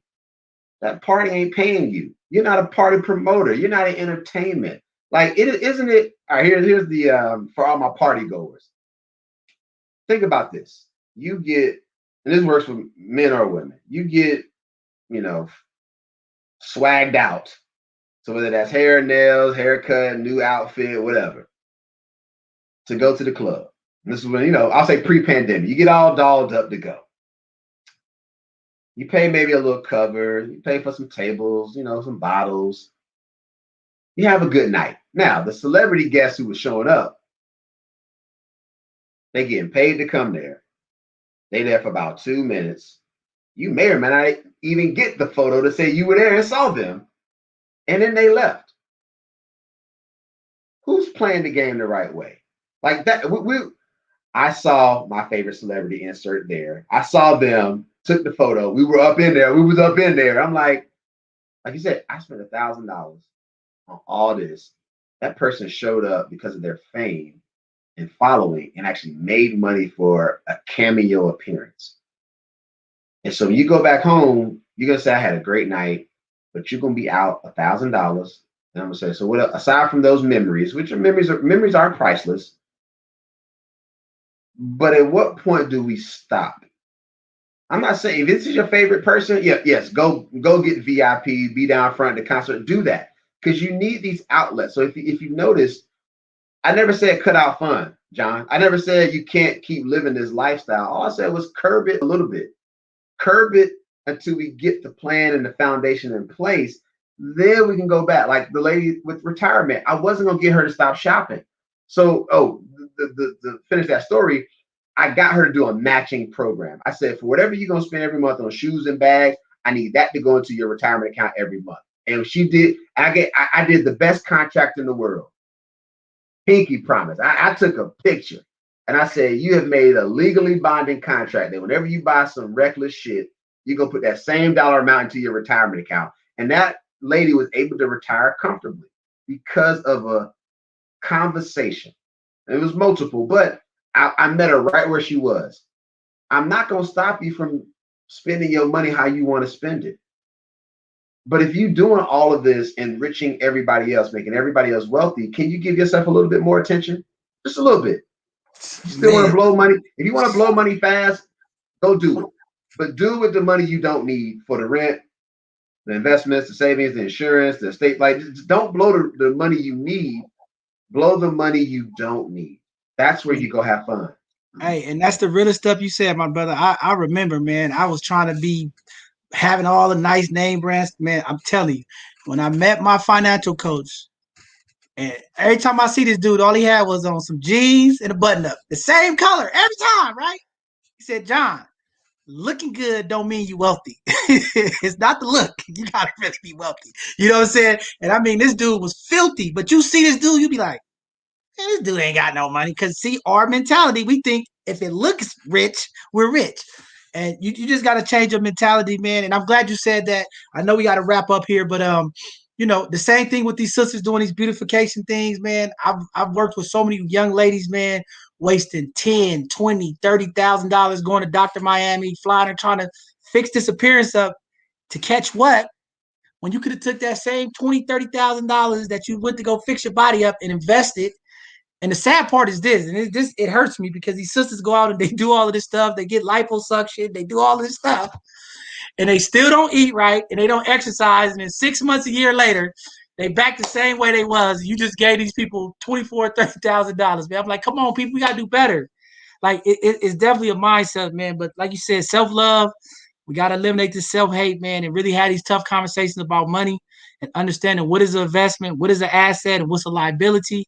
because a lot of times we're doing things that's just so backwards, like you said, and it ends up costing us in the end. But hey, all I can say is you did your thing tonight, brother. Great conversation, great educational presentation. Man, we got to have you come back on and do some other stuff in the future, brother. No, for sure. I definitely want to, do my part. I sleep good at night knowing that I tried. Even when I learned about your platform, I was like, yeah, I need to get up on there. Like, just it was people who looked like me. I went to the website. I was like, yeah, I need to be connected to them. And it was just, I want to be in a space where people understand what I'm trying to do. I don't work magic. I just know that I have a few skills that might be helpful to the people who look like me and you, male and female. And, again, I just want to thank you for allowing me to come on here, because people are always like, well, what's he selling us? I'm like, well, hopefully I've sold you on having a real conversation with yourself. You've been gracious enough to share my information during this entire session. I shout out to you. Like I told you, I was gonna give you a copy of my book. You were like, I'm gonna buy it. I was like, see, he a real one. He a real one. Like the reason I do that is because I've done some speaking engagements with people. As part of my package, I have books sometimes to give away, and I get sponsors to buy books, and then I give them out for free. But you were like, no, I still want to support you. And they already paid for it. So I got the money. Now it's trying to share the information. And what's crazy, John, you do know how hard it is to give away free stuff. We talked about it earlier. I got a book. But then when I try to find people who say they want to learn more, because maybe you don't want to listen to this conversation. Maybe you need to read it for yourself. My book, and I don't know if you've read it yet, but it'll take you maybe 30 minutes tops. It's coming. Right. I'm kidding. Yeah, I'm still wrapping up. I'm wrapping up. Look, I'm almost finished with another sister from Oakland. I'm finishing up her book, Smart Money. Right. I got yours coming. I got to get on it. Like, I've been so busy. I was able to get through a lot while I was laid up in the bed from this accident.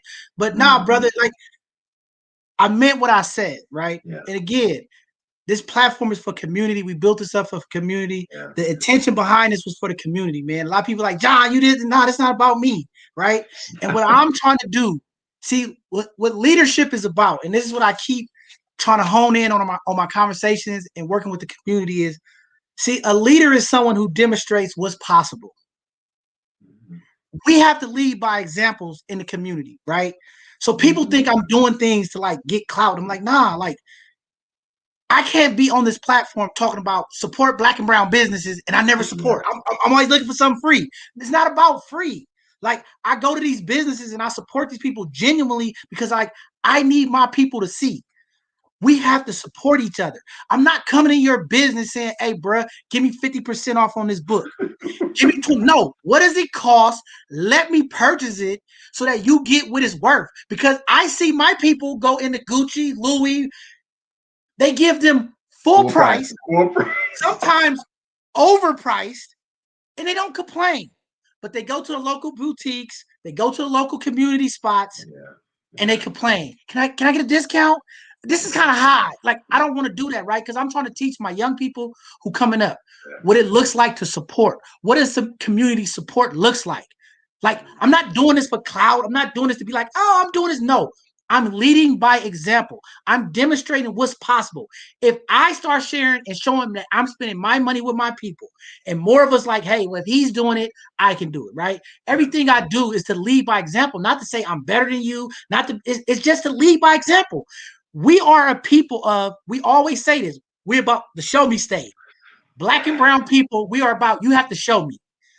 I took that literally and was like, you know what? I can't talk about it. I can't sit on here and talk about I'm supporting Black business, but you never see me in them. I can't sit here and talk about I'm not supporting this group and I'm never there. I have to do what I say. Like I have to, right? Because that's what it's about. I have to show this younger generation, like, look, it's no excuse. I work, I invest, I run business, but I'm in the community. I'm giving back. I'm working with kids. I'm feeding the people. I'm out here with the people. I can't do everything. I can't make everybody happy, right? But again, we're using this platform to tell our narrative, to show the community what it looks like. When I had these young people come on here and we highlight, like, I mean this. Like, bro, you're doing your thing. You're getting a 4.0. You a young black man from the community where it's violence and drugs, and like you're getting a 4.0 and you're doing phenomenal things. Like, we need to highlight to change the narrative. Mhm. People only see what the media show. What do we see? Our people on the corner smoking drugs, killing, robbing, stealing. We got to change our narrative. Like you said, we got to stop this victimization. We have to take control of our own life and our own community. I'm tired of waiting on other people. But again, my question to my people is like, do we really love ourselves? Do we really genuinely love each other? Because what's being displayed out here, the way we treat community, the way when we don't get our way and we get upset and how we do each other, this crab in the barrel stuff and hating, like it just drives me nuts. And that's why I be so focused on my young people, because it's like, bro, I see the adults doing it. Our young people are watching, and it's like we expect them to do certain things, and as adults, we're not even doing it. Yeah. Listen, we got gun violence in our community. We are, as community leaders, asking these young kids to put their guns down. But just say me and you got into a disagreement, and I can't even talk to you. You won't even pick up the phone with me. Like, how do you want me to tell a kid to put a gun down, but me and you had a disagreement, and we as adults can't even just be like, hey, bro, you know what? I said the wrong thing. I apologize.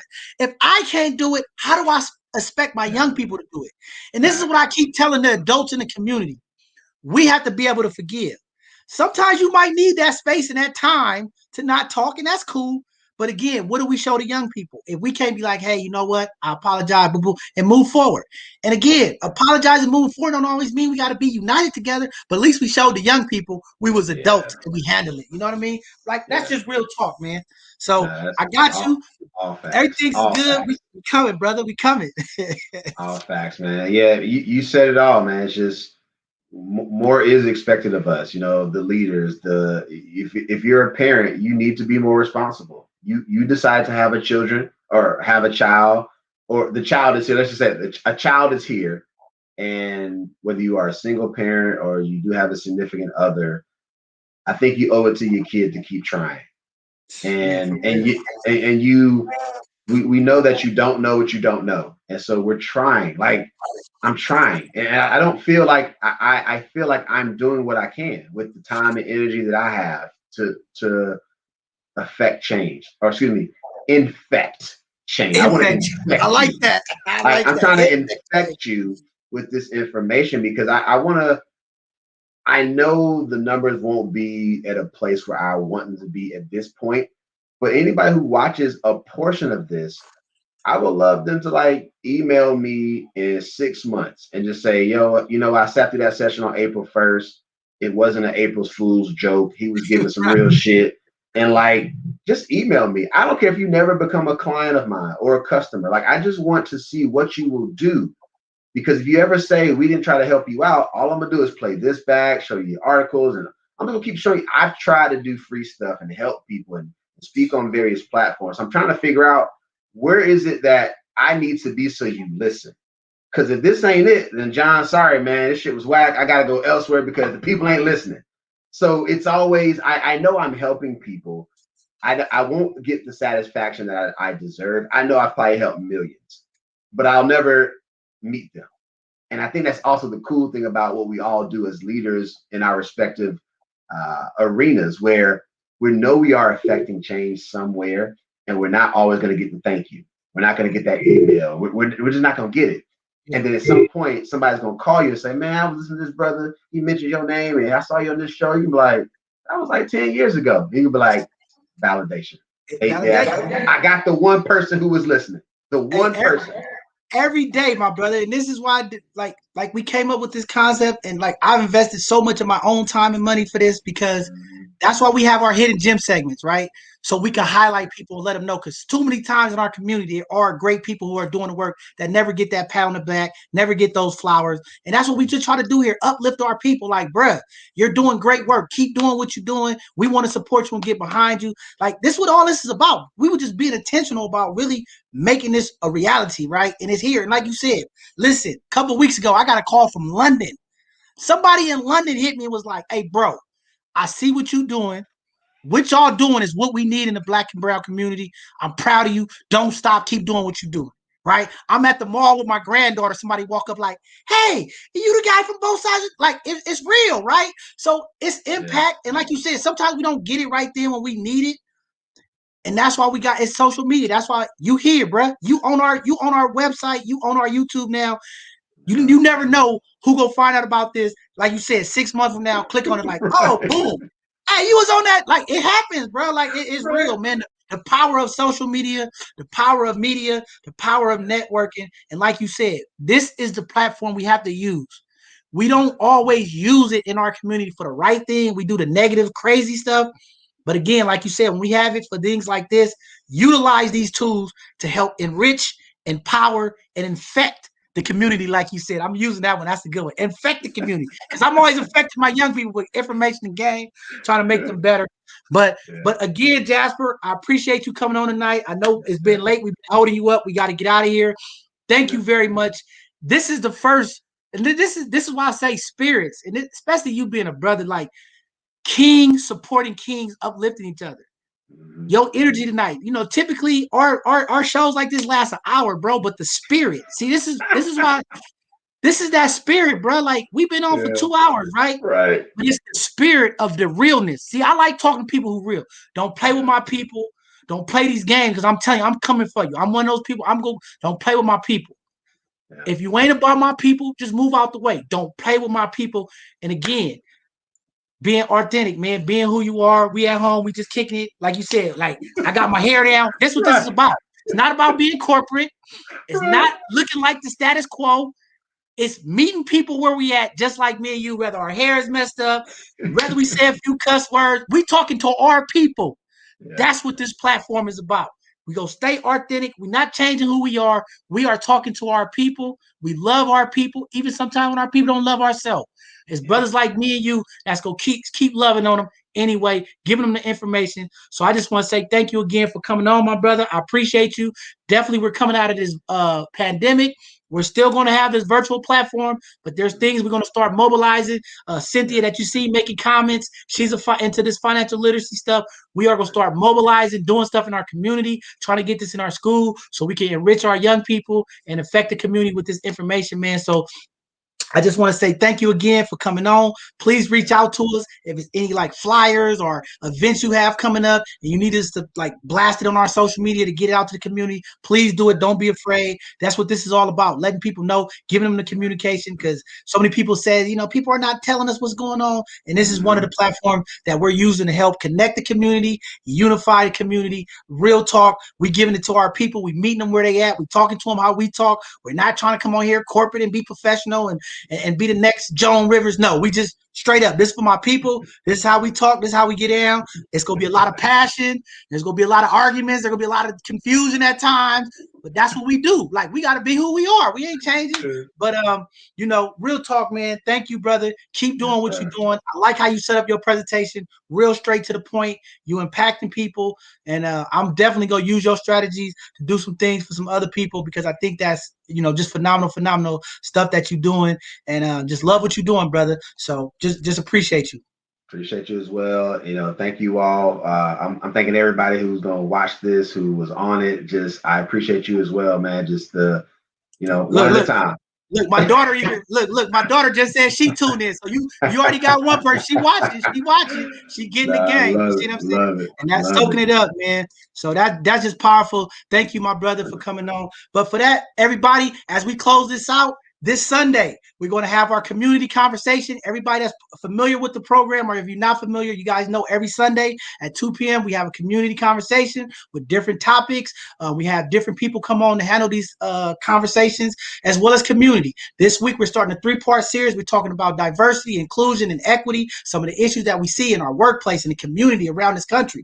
What does this equity thing look like? How do we fix it? What does it mean to us in our day-to-day lives? We're going to be starting this discussion. If you would like to be a panelist, panelists. We still have spots left for a few people if they want to come on. If you do HR or a diversity person in your workplace, or you have a professional background in there, that's what you do. If you want to come on and help educate the community, please reach out to us. Go to our website, bothsidesoftheconversation.org, and we'll get you on this Sunday, or you can come on the next Sunday or the third Sunday. We're going to keep this conversation because we need to know what is going on. And when we're talking about this equity, this inclusion, what does it mean? How does it affect our community? Because we hear people talking about it, but I think sometimes everybody don't understand how it really affects us, and how this thing needs to change to make it better for everybody in the community. So this Sunday we'll be talking about equity and inclusion. So that'll be our Sunday conversation. We have a couple phenomenal people that's already signed up. Would love to get a couple of you who have that background or had that experience to come on and help facilitate this conversation so we can impact our community. Like my boy Jasper said, we go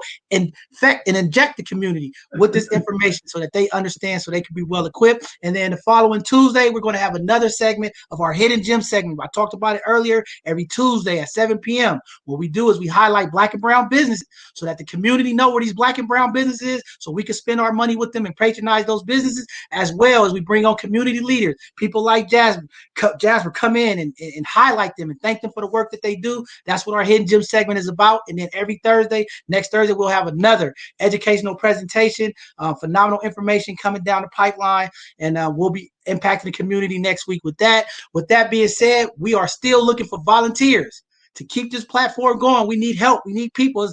We got a small team, but we're trying to grow as we grow. There's a lot of people. We need help. We need administrative support. We need some tech support. We need some different people. Please go to our website. We have volunteer opportunities. We have some internships that's coming up for some of our young people. We would love to get our young people involved as well. Please go on the website, fill out the information. We need all the different little mindset. Everybody has a role. You can do something and really impact the community if you have it in your heart.